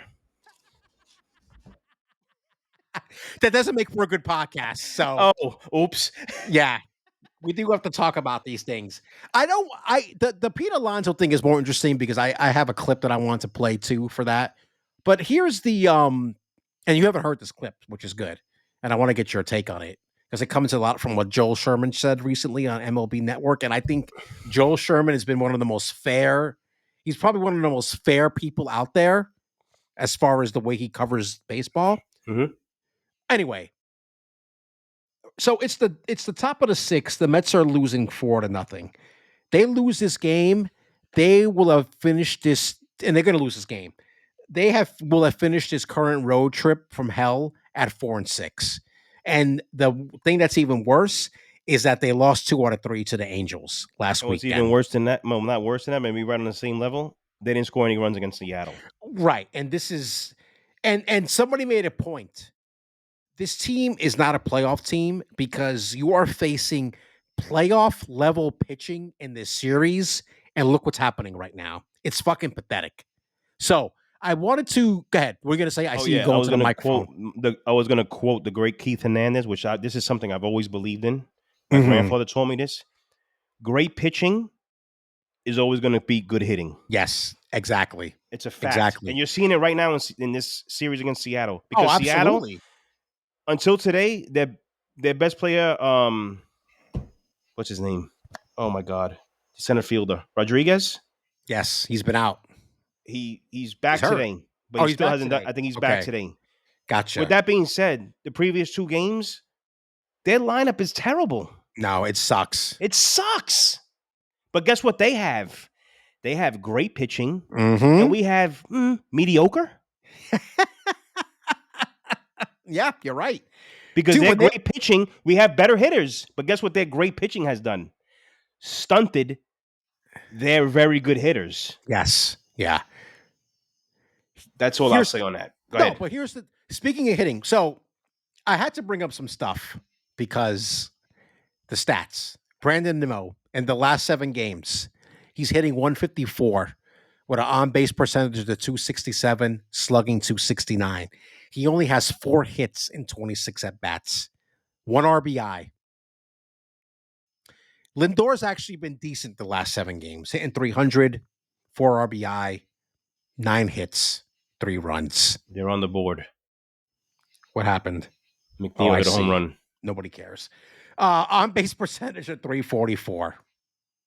Pete Alonso hitting 231, 4 RBI, 2 home runs that came in the thin air of Colorado, 5 runs, on base percentage of 333, 462. One more. JD Martinez has been playing like shit. And it's Yep. not just the last 7 games. In his last 30 games, he's hitting 224 with an on-base percentage of 315. And he only has 6. He has decent RBI numbers, 16 RBIs. I think that's decent. But in his past 7 games, he's hitting 200 with a homer and 5 RBI. These guys this is what we talked about last time, is that they're streaky as fuck. And when you're facing a team like this, and I was going to say before, they went into the series on Friday showing you all these stats for their pitchers, for the Mariners pitchers, and I was like jealous as fuck. Like, wow, these guys can pitch their asses off, and we're I seeing didn't it. need to see stats. I know who these guys are. Yeah, it's crazy. So I don't really know if there's anything to say. I guess my I guess one thing I will say is that they're lucky that the Braves are terrible right now, because the Mets would be dead and buried in the wild card race if the Braves were playing as good as the Padres or the Diamondbacks right now. I agree. Do you have anything else to say about the Mets? Oh boy. I'll just warn you for this tomorrow on social media after they get swept. Hey, maybe they make a come. I don't see it. You're gonna hear, "Oh, Seattle has good pitching." Blah blah blah blah blah. See, this is when people start talking like that. This is why I tell you. I feel like these are the people that haven't played sports, because that's an excuse. It's a lazy loser excuse. It If is. you feel as a fan, as a player, if you feel your team is as good as it is, you go out there and beat these good teams, whether they have good pitching or not. Which is why I don't think the Mets are ready. Okay, so they're off tomorrow. They got the A's and they got the Marlins.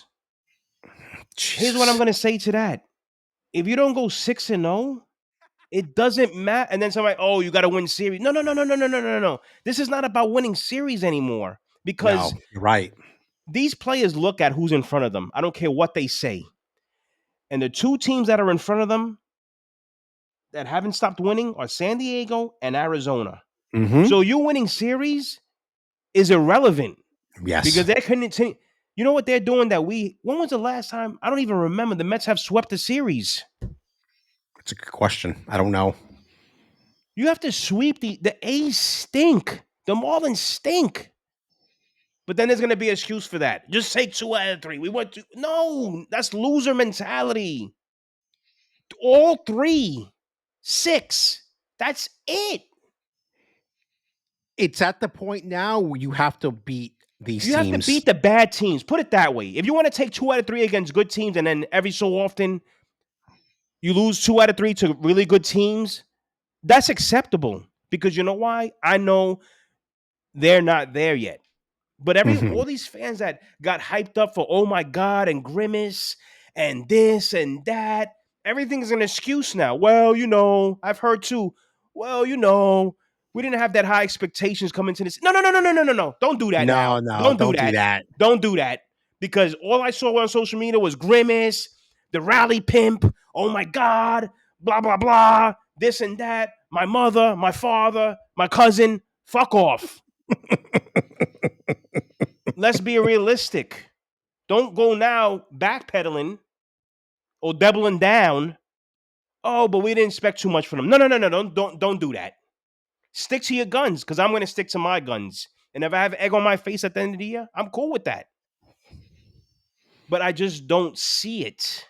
No, I don't see it And you guys either. fall into these traps of these little gimmicks and stuff. I'm too old for that. You want to fall for those gimmicks? Go right ahead.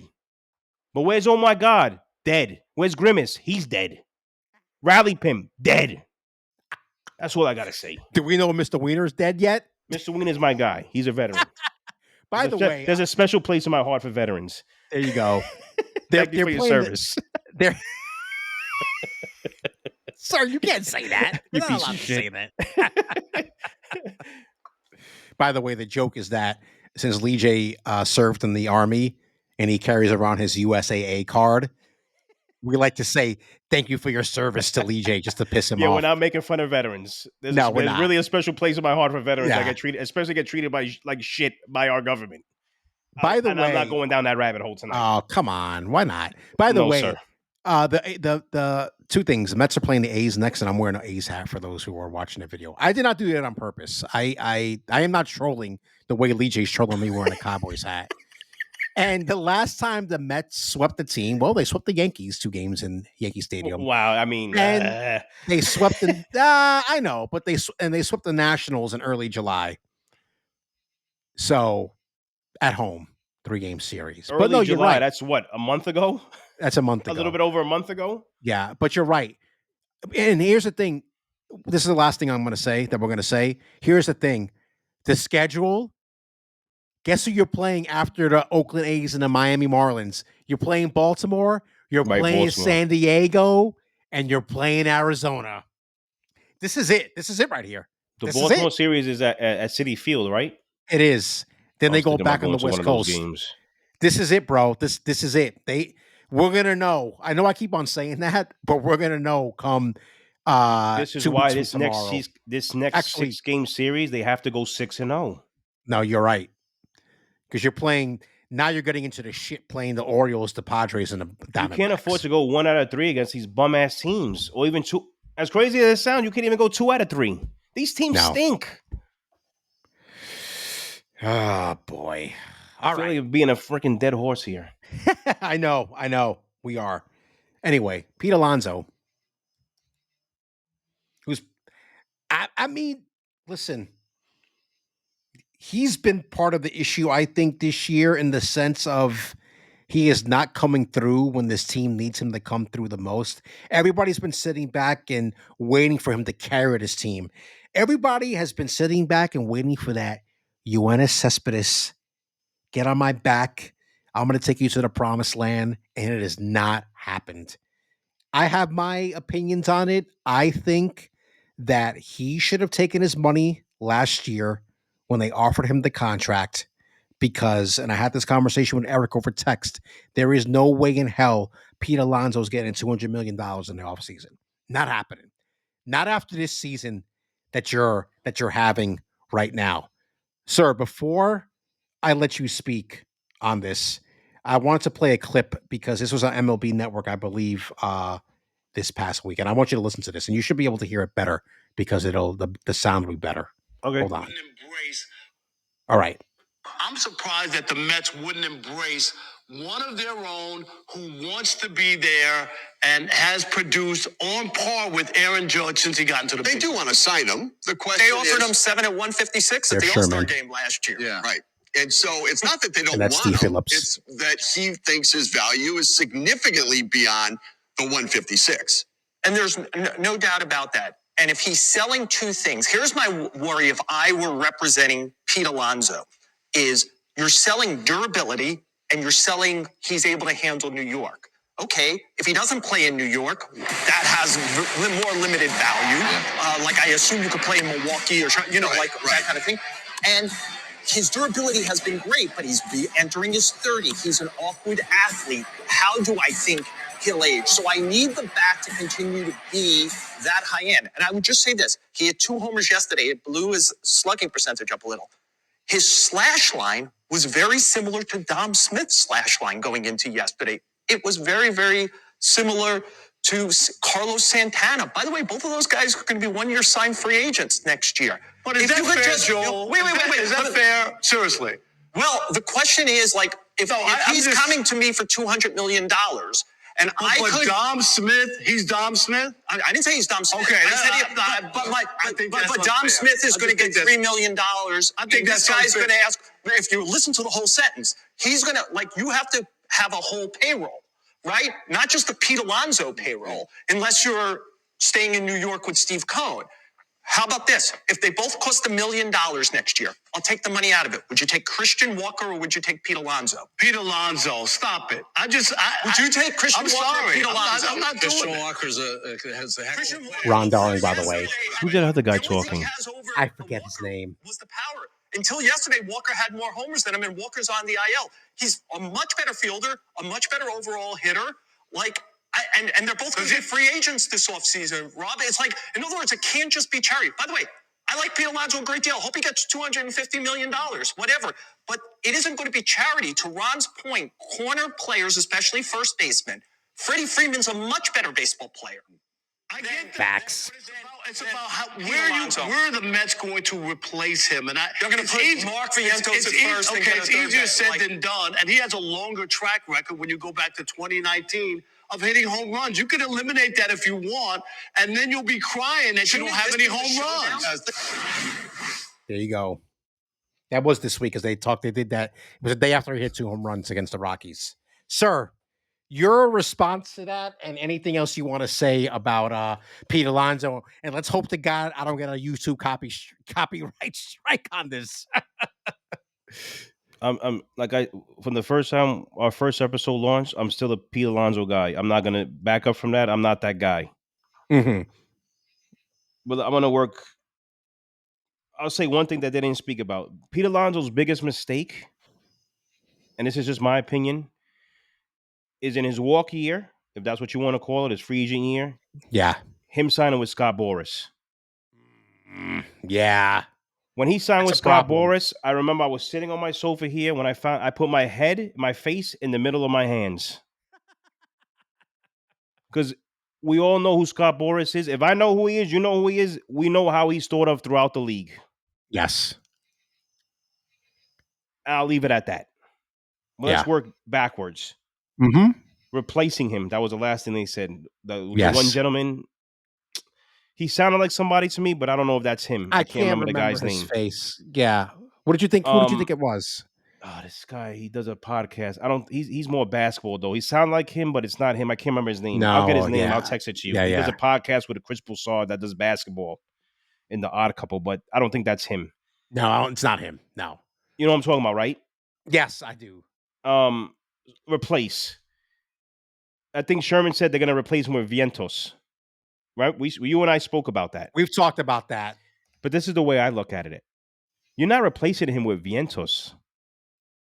You're replacing him with Beatty. I don't think it's going to be Beatty, though. I don't think it'll be Beatty. But what I mean by that is that I don't mean by that by Beatty's going to play first base. Mm-hmm. I mean what they're more doing is giving up on Alonso because they don't want to give up on Beatty. And because Beatty comes back up and plays third base, Vientos has to go to first base. But that's what I mean by that. Right, but Sherman said that they'll go out and sign a third baseman. I think Beatty's done. But here's the thing too. Who are we signing? Alex Bregman? No, I know. I get it. Yeah. This goes to what we said at the beginning. If you go back to the first episode, who are the free agents that are available at any position? This is the problem. There's no replacements. And from what I remember, there's no first baseman in the farm system for them. No, there is not. And I'll stick to this, and I'm not coming off of this. Pete Alonso, for what he's done for the Mets, and I'm not taking away from who I'm about to mention, he shouldn't make any less money than Brandon Nimmo. I'm sorry. I agree with that. I agree. I'm sorry. 7 for 156. Nimmo, whether Stern signed him, whether whoever, I don't care. He's still on contract. He did 8 years. What is it, 189 maybe or something like that? Mm-hmm. Yeah, it's crazy. He shouldn't be making less than Brandon Nimmo. I'm sorry. The durability, check. Him dealing with New York, check. Brandon Nimmo, I keep on hearing about this. He has a good eye. He has struck out so many times last year and this year. Enough with the good eye. He doesn't have a good eye. He has cataracts. Damn. Enough of that. Enough. Just look at his strikeouts. Yeah, it's bad. When Nimmo first came into the majors, what was his problem? Lack of durability. He was always hurt. That's from my recollection. I could be wrong, but he was hurt a lot. Mm-hmm. He was. if you want to go, because everybody, and I don't want to, like, the players don't want to be compared to each other, especially when they're on their own team. I get that. But as fans, as people looking from the outside in, Nimmo should not make any more money than Alonso. That's just my opinion. And I remember when, my guy, what's his name? The previous GM. Not the previous one, Brody. Brody. Yeah. Remember, he took heat for calling up Alonso early because they lost a year of arbitration. Right. Yes. And then after that, what a great decision. No, we can't. We're not going to do this. We're not doing this. That was his decision. You threw him under the bus. Now it was the greatest decision. I just stand here. He shouldn't make any less money than Nimmo. He thought he's worth more than that. Obviously, right now, what he's showing, the problem is that everyone's comparing his numbers to previous years, and they're not comparable. But if it was anybody else, you would accept those numbers. Those are still decent numbers for a baseball player. Yeah, no, they are. They are. But compared to what he has done for the Mets, they suck. So he's being compared to himself. Right. And I'm gonna end on this because I'm getting tired of it. Because the last 3 weeks, Alonso has saved Lindor, Vientos, and McNeil on numerous errors that they could have made. Alonso's the guy is not as bad as a defensive player as people are making him out to be. No, he's not. I'm sorry. This whole thing that this comes from is stupid and asinine. But that comes to not watching the game. Not watching the game. If you watched, he doesn't make error. Does he make sometimes, okay, because you said he shouldn't have done, that's fine. But if it's not an error, it's not an error. It shouldn't be classified on this analytical column of, well, his DPR, defense, blah, blah, blah, whatever they want to make the abbreviation, it makes him a bad defensive player. It's stupid. I'll make one quick thing. I think they were in Colorado? I don't remember where the game was. But essentially, Pete Alonso's playing off first base, right? McNeil is as far as he can be because, you can't do the shift anymore. So he's as far as he could be towards second base. So the person that was at bat hit a ball between second and first base. The second baseman wasn't going to get it. So Pete went over a couple steps to his right? His right, yes. Yep, his right. Fielded the ball, threw it to first. The guy was safe. He took heat for he should never went for that ball. They should have let McNeil go for it. You know who says that? People that don't watch the game. Yeah, McNeil was not even close to that ball. But because he did that, it makes him a bad defensive player. That's one of the analytical stats, whatever they call it. It's stupid. If he lets that go and goes to first base, you know where that ball's going? Into right field. And the runner scores. But guess what? The runner didn't score. No runs were scored that inning. He didn't get the runner out at first, but no runners scored. No runs scored. That's the point. Defense is more than, he went too far towards second and he should have went this way. He should have went. Just watch. Does he make errors? He doesn't make errors.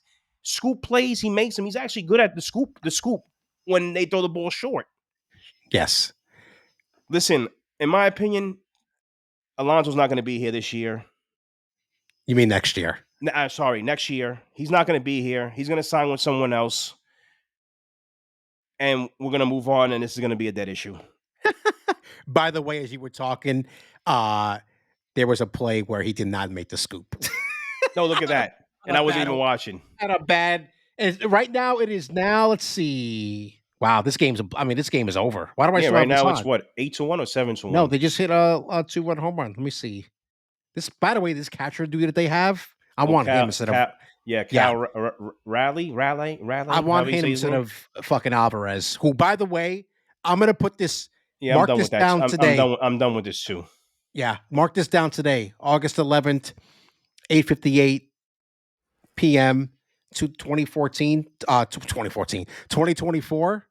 Alvarez is gonna be out of the league in 2 years. Ooh, out of the league. Ladies and gentlemen, that's not what he texted me the other day. I will not disclose. Those are personal. Yeah, okay. So all I'm going to say is that he's changing his tune. What he's saying today is actually worse than what he texted me the other night. I'll put it that way. What did I text you the other night? He's just simply not it. Oh no, he's not. And this is because this is why we say we watch. I might be willing to give him a pass because he's been hurt. But I tell you this right now, there are things that he does, what the garbage he swings at. I'm not crazy about the way he sets up behind home plate either.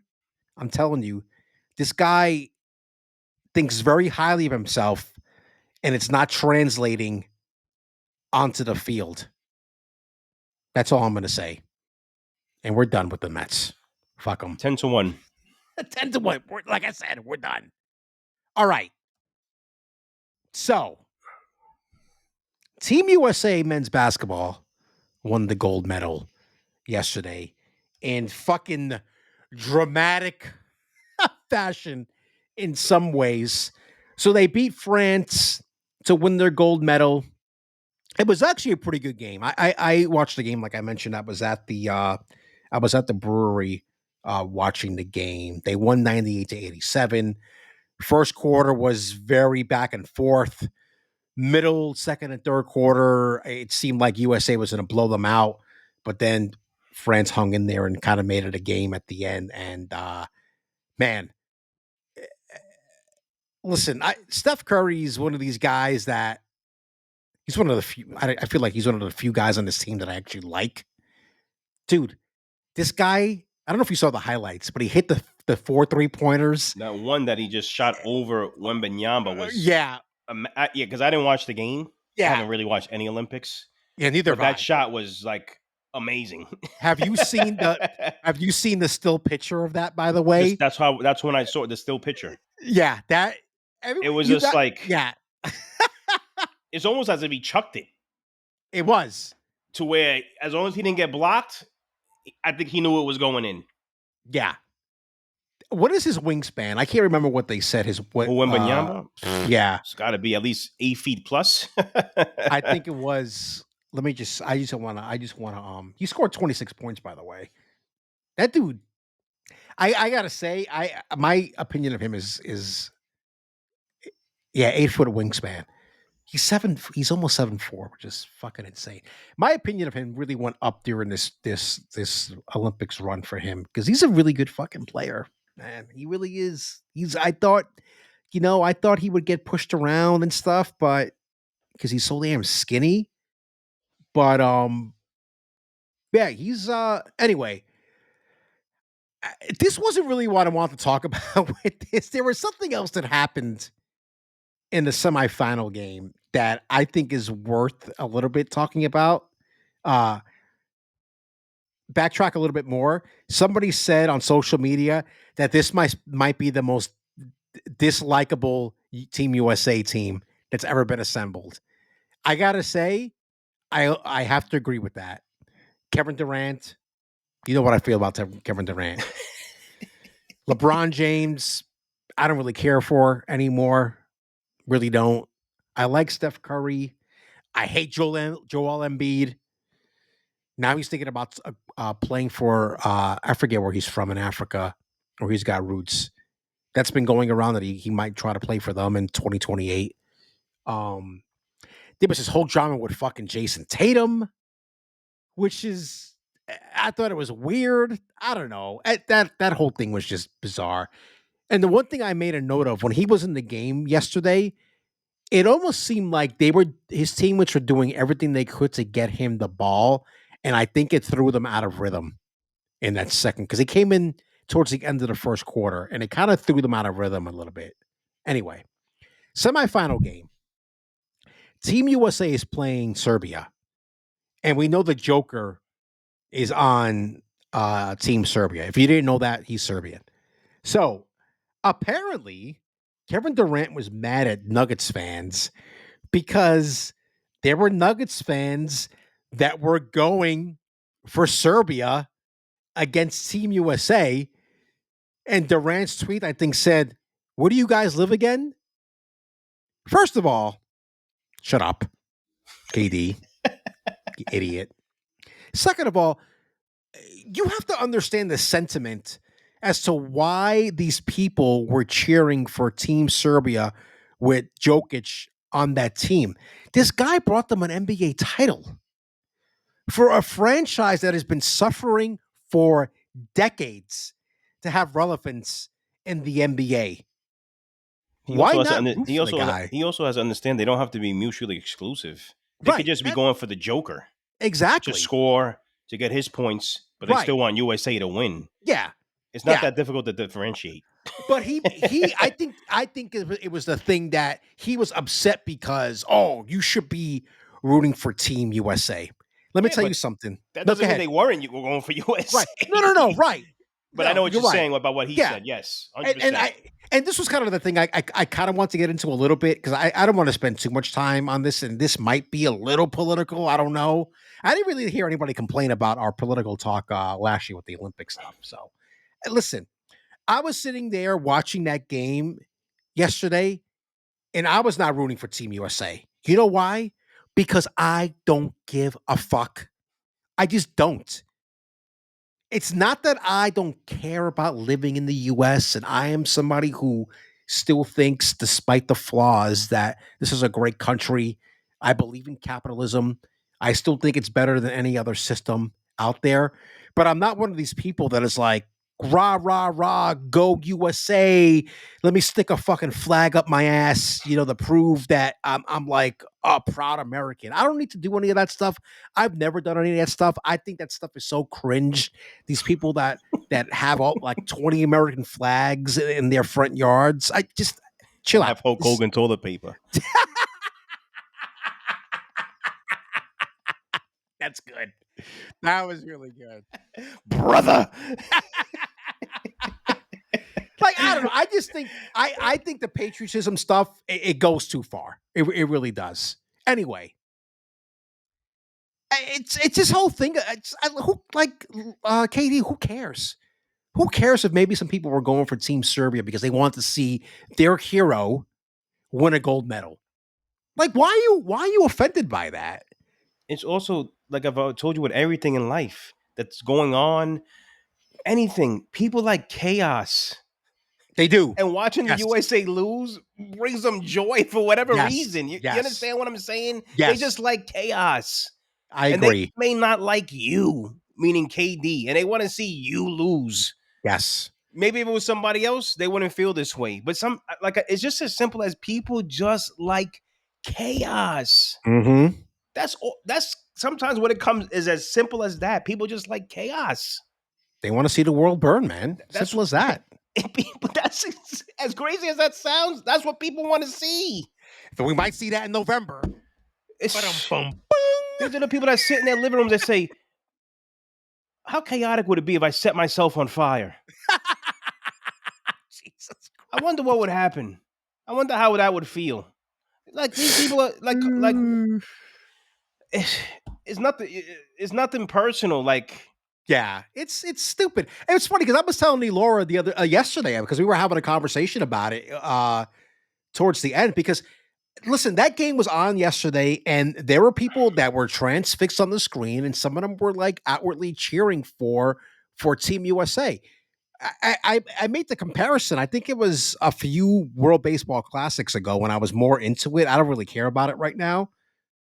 That when Team USA played Team Puerto Rico, I was going for Puerto Rico because I think they might have had more Mets on that team when Beltran was playing. So I was like, and I mentioned that to some people. It's like, oh, how come you're not going for Team USA?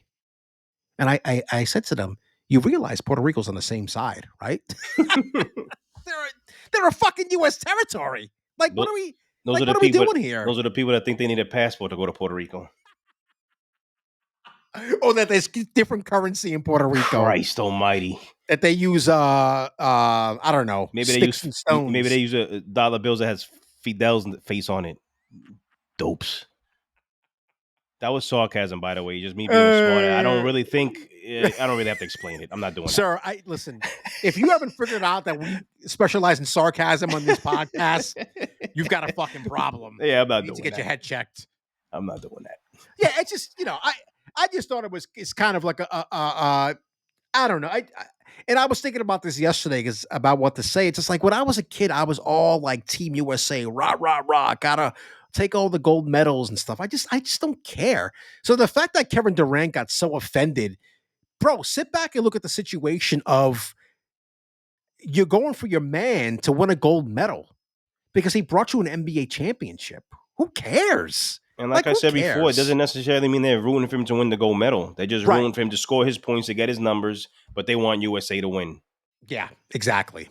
So Listen, I haven't really been called unpatriotic, but I've gotten little like looks or whatever when people ask me, "Oh, you've been watching the Olympics?" And I tell them, "No, I'm not. I'm just not interested." yeah, And you know the looks that you get, it feels like they're trying to tell you, "Oh, you're not going for your country," blah blah blah. that's stupid. You know what I really feel like telling them, and you know me, I'm not this person because I feel like people that have served have done way more than me. I served Sure. 3 years, and 5 of them were inactive, so a total of 8 I was about years. to say you didn't see like war. I didn't go to war. I didn't do any of that. But I feel like telling these people, yo, I served for 3 years. What the fuck did you do? I think that's patriotic enough, right? Fuck off. Damn. I don't do that though. That's not who I am. Sure. But just because I don't watch the Olympics doesn't make me unpatriotic.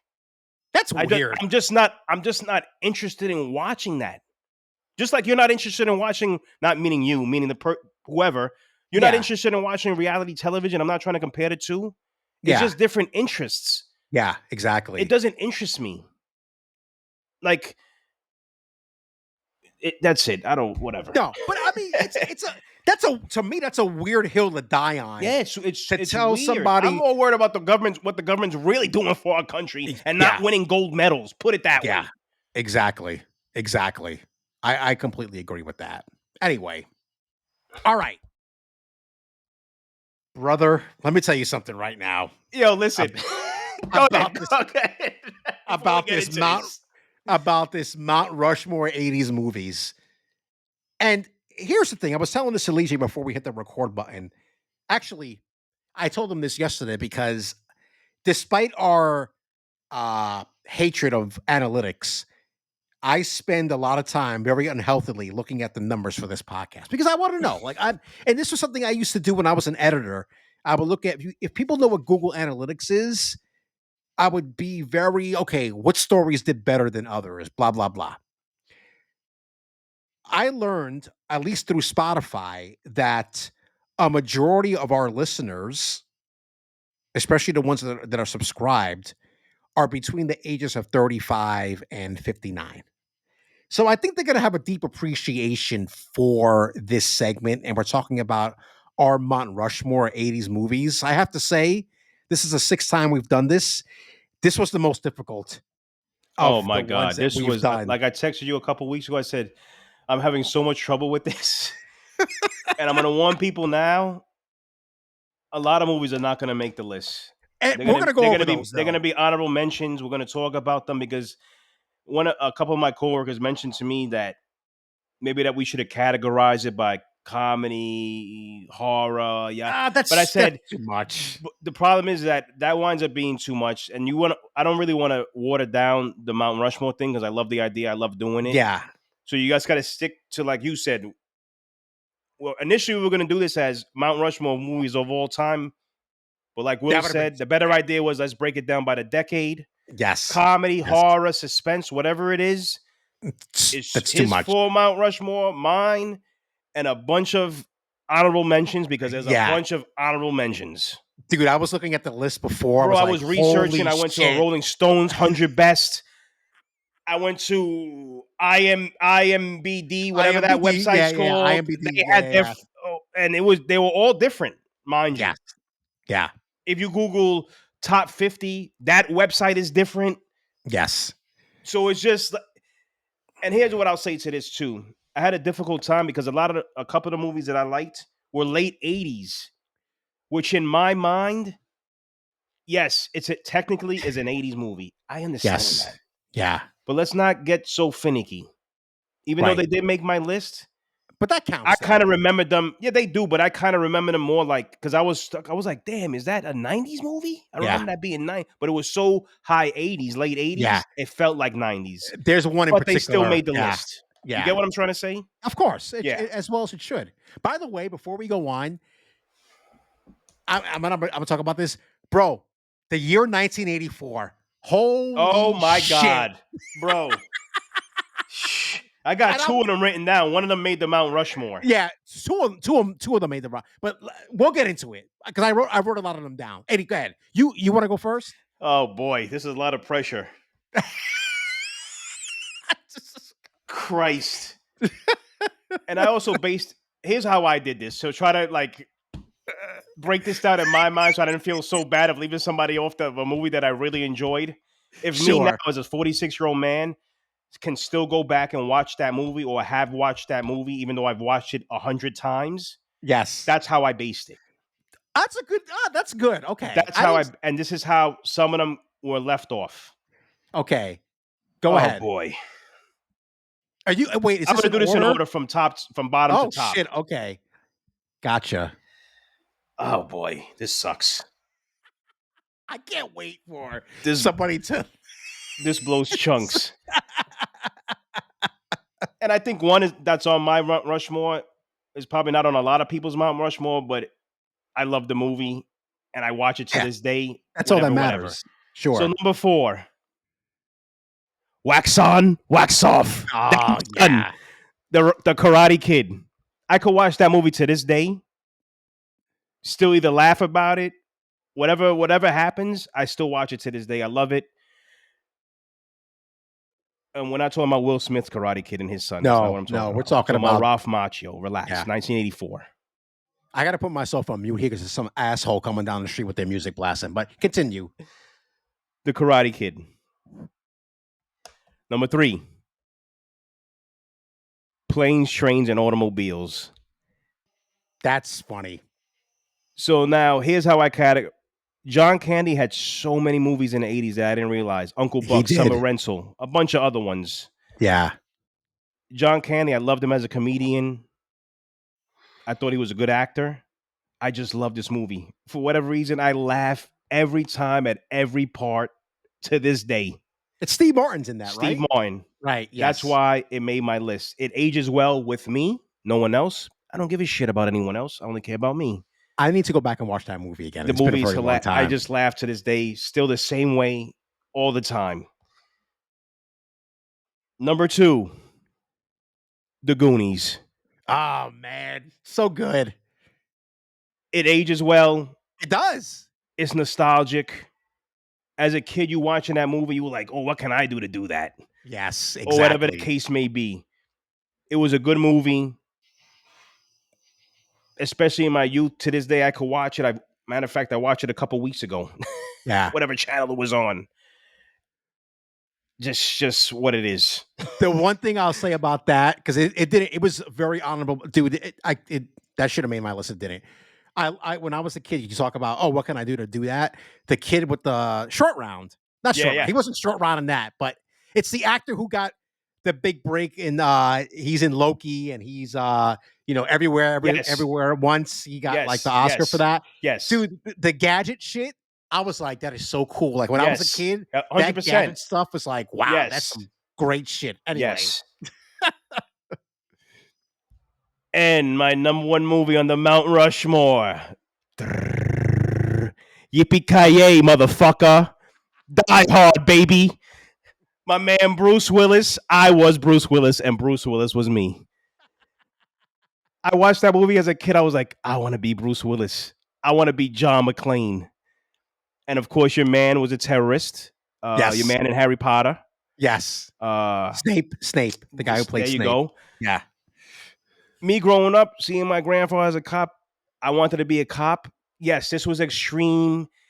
It just was, at that time, it was great. Rickman, by the way, Alan Rickman.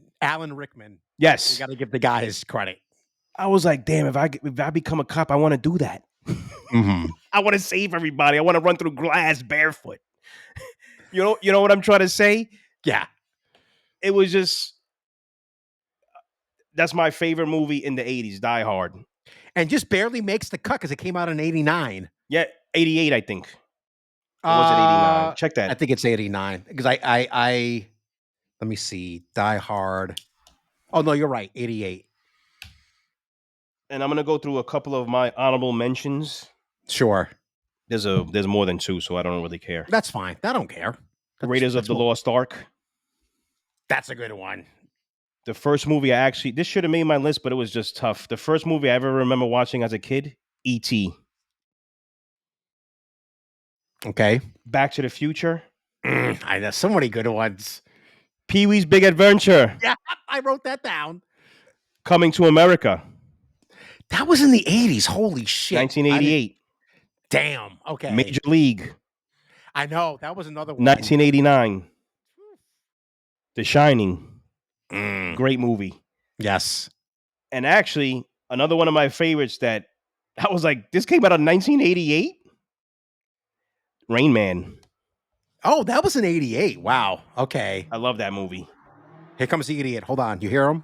You hear the Yeah. you hear the Yes, I do. These fucking idiots.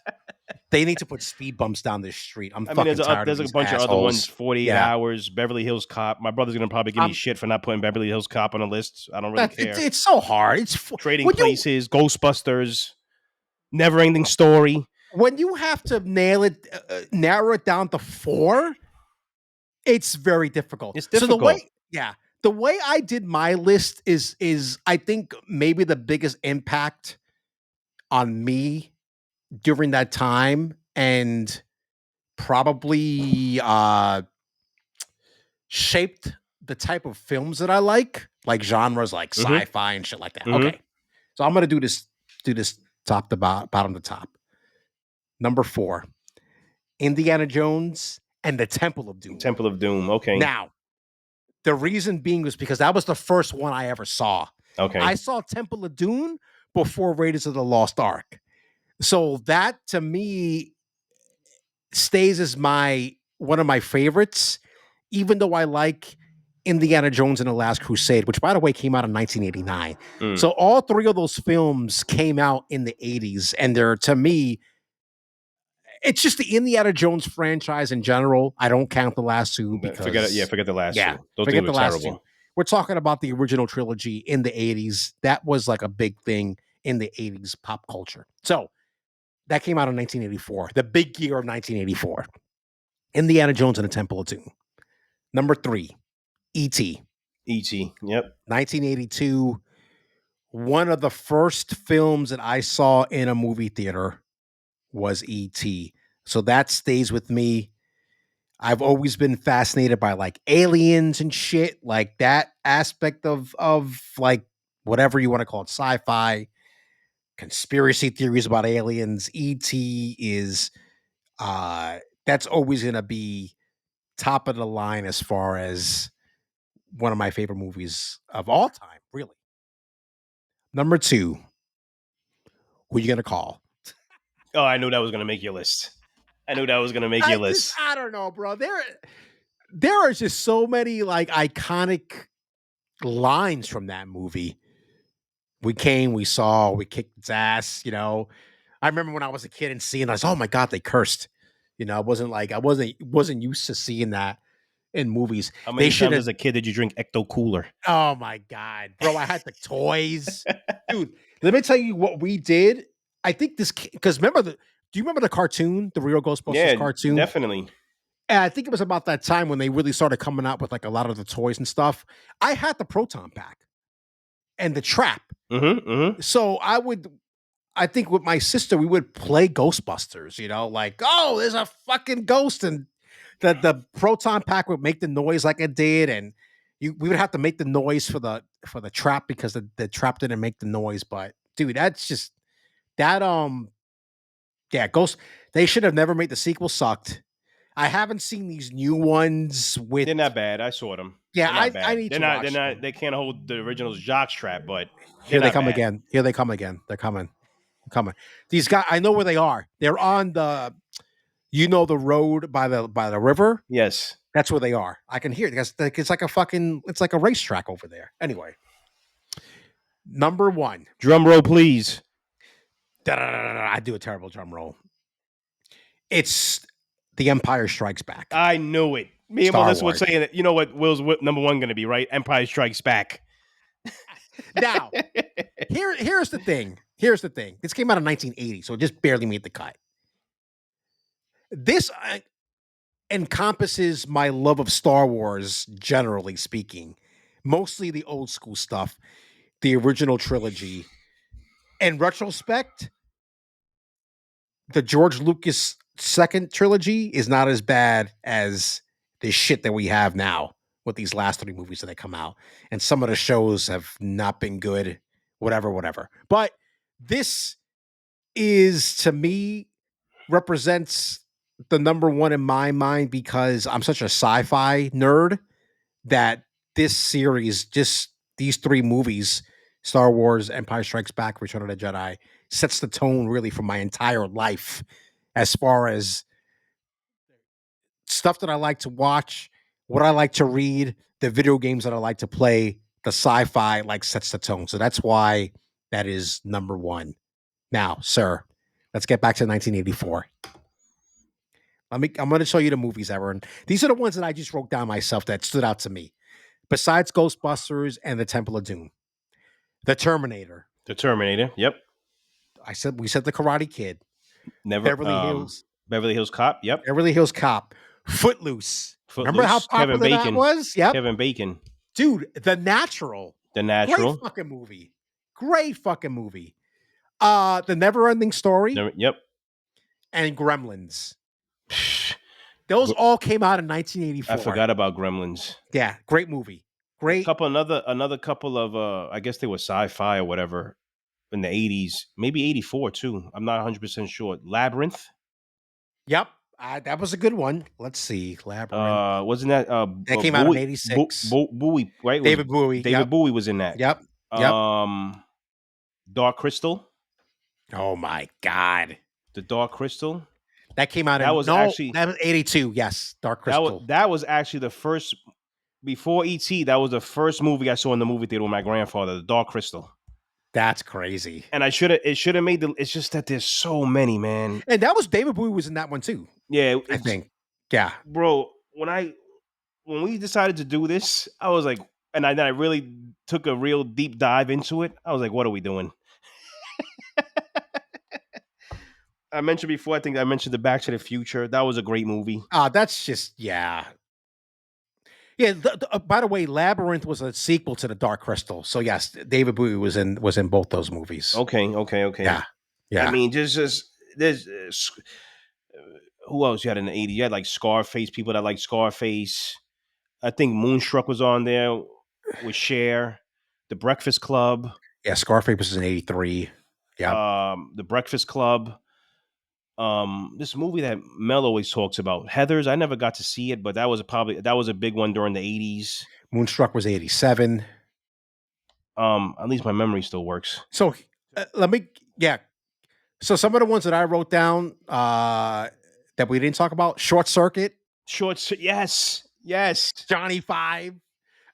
Stand By Me. Yep. Classic. That was a classic.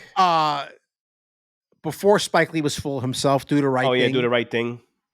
Ferris Bueller's Day Off. Yep. Big with Tom Hanks. Oh yes, Big. Golly, man. I know. The Naked Gun. Yep. Leslie Nielsen. Top Gun. Yep. Bill and Ted's Excellent Adventure. Yep. And Spaceballs. Holy shoot, man. Dude, it's too much. And I've watched all those movies. Yes. Yeah. I have to. There was more, I think. No, there's a lot more. There's a lot more. Like I mentioned before, Beverly Hills Cop, 48 Hours with Nick Nolte and Eddie Murphy, Trading Places, which was another classic. Yep. There's just so you really can't do it, but we did it. Beetlejuice. Full Metal Jacket. The thing with Full Metal Jacket was Lost Boys. I forgot about the Lost Boys. Here's what the thing with Full Metal Jacket is. To me, it's not the whole movie. To me, the best part of the movie was that first, whatever I meant, 30, 40, whatever it was, up until he killed himself. Yeah. And then after that, the movie, I wasn't interested. So here's some other ones. Police Academy. Oh my God. Airplane. Platoon. Yeah, Platoon. Wasn't that William Dafoe? Yeah. National Lampoon's Vacation. Hot take. Is this going to... Hello? Yeah, No? go ahead. National Lampoon's, what was it called? Yeah, Vacation. Something Vacation. Yeah, That movie sucks. those movies. I'm not a big fan of those. I'm not movies. a fan of those movies. A lot of people love those movies. I can't stand them. The original Blade Runner, Blade, yeah, with Harrison Ford, Escape from New York, Kurt Russell, Raging Bull came out in Raging 80. Bull. Was that De Niro? Robert De Niro. Yeah, Yep. De Niro. Dune, the original Dune movie, that came out and that was decent from what I've heard. I never saw it, but Dune? Oh yes, like you that, had it wasn't called Mad Max. It was called Road Warrior with Mel Gibson. You know what else came out in the 80s? They Live. Oh, They Live. Her and I were laughing about that. I was like, I remember that. But if you look, if there's a picture that they show you there, that thing is terrible. We're like, I used to watch this. Yeah. It's a cult classic, though. Yeah, it is. It is. Willow. Dude, there's so many. It's just what's that other one with Andre the Giant? Oh, the that Princess came out Bride. The Princess that came out in the 80s. Did it? I don't know if it did. I think because so. Princess Bride. Let me see. Yeah, 87. Yeah, you're right. I feel like Look Who's Talking came out in the 80s. At least the first one. Oh my God. Yeah, 89. Oh shoot.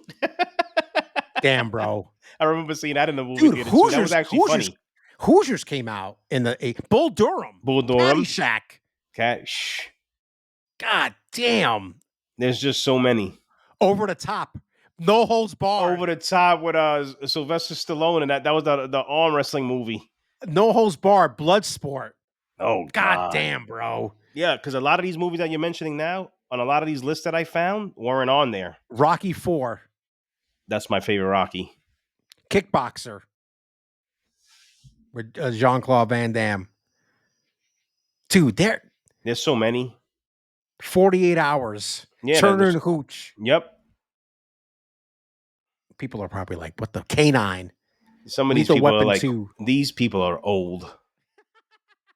Don't worry, everyone. Guess what? When you get to 2060, they're going to tell you the same shit. You're old.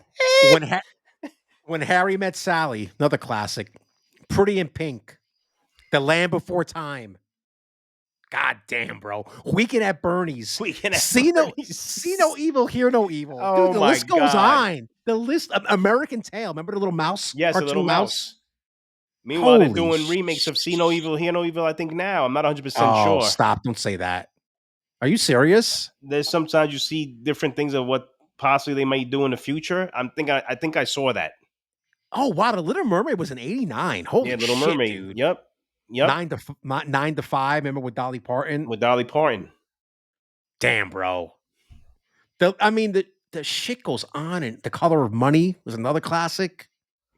Don't worry. That was with Tom Cruise. That movie Glory. With Denzel Washington and Morgan Freeman was in that too. Mm-hmm. This dude, what's his face?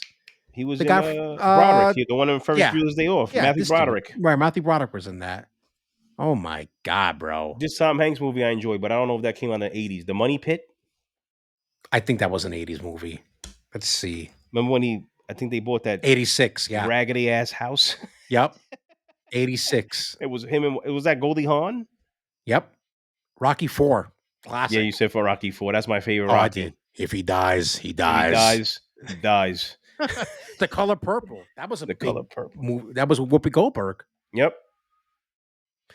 Oh boy. Okay, we can do this forever. But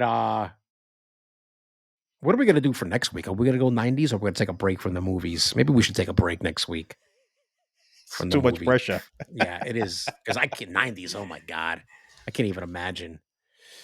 Oh, I have to say, I did not expect this podcast to go 2.5 hours because I didn't think we were going to have enough to talk about. But we That's what I say. Once you start talking, it's like the bar.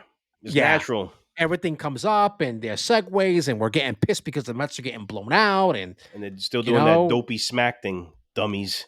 Yeah, you know what? Stop doing that because you guys are. Anyway. That is going to do it for episode 6 of Two Dummies That Just Watch, a sports podcast between friends. Don't forget to follow us on all the socials. socials. I'm not even drunk. On the socials, Instagram, X, Twitter, and YouTube. By the way, I didn't tell you this. I did start a Threads account for us. Oh, So boy. I still have to like get it going with the logo and everything, but we're going to be on there as well. So that's going to do it for us this week. Hope you enjoyed it, and we will see you next week. Peace out. Later.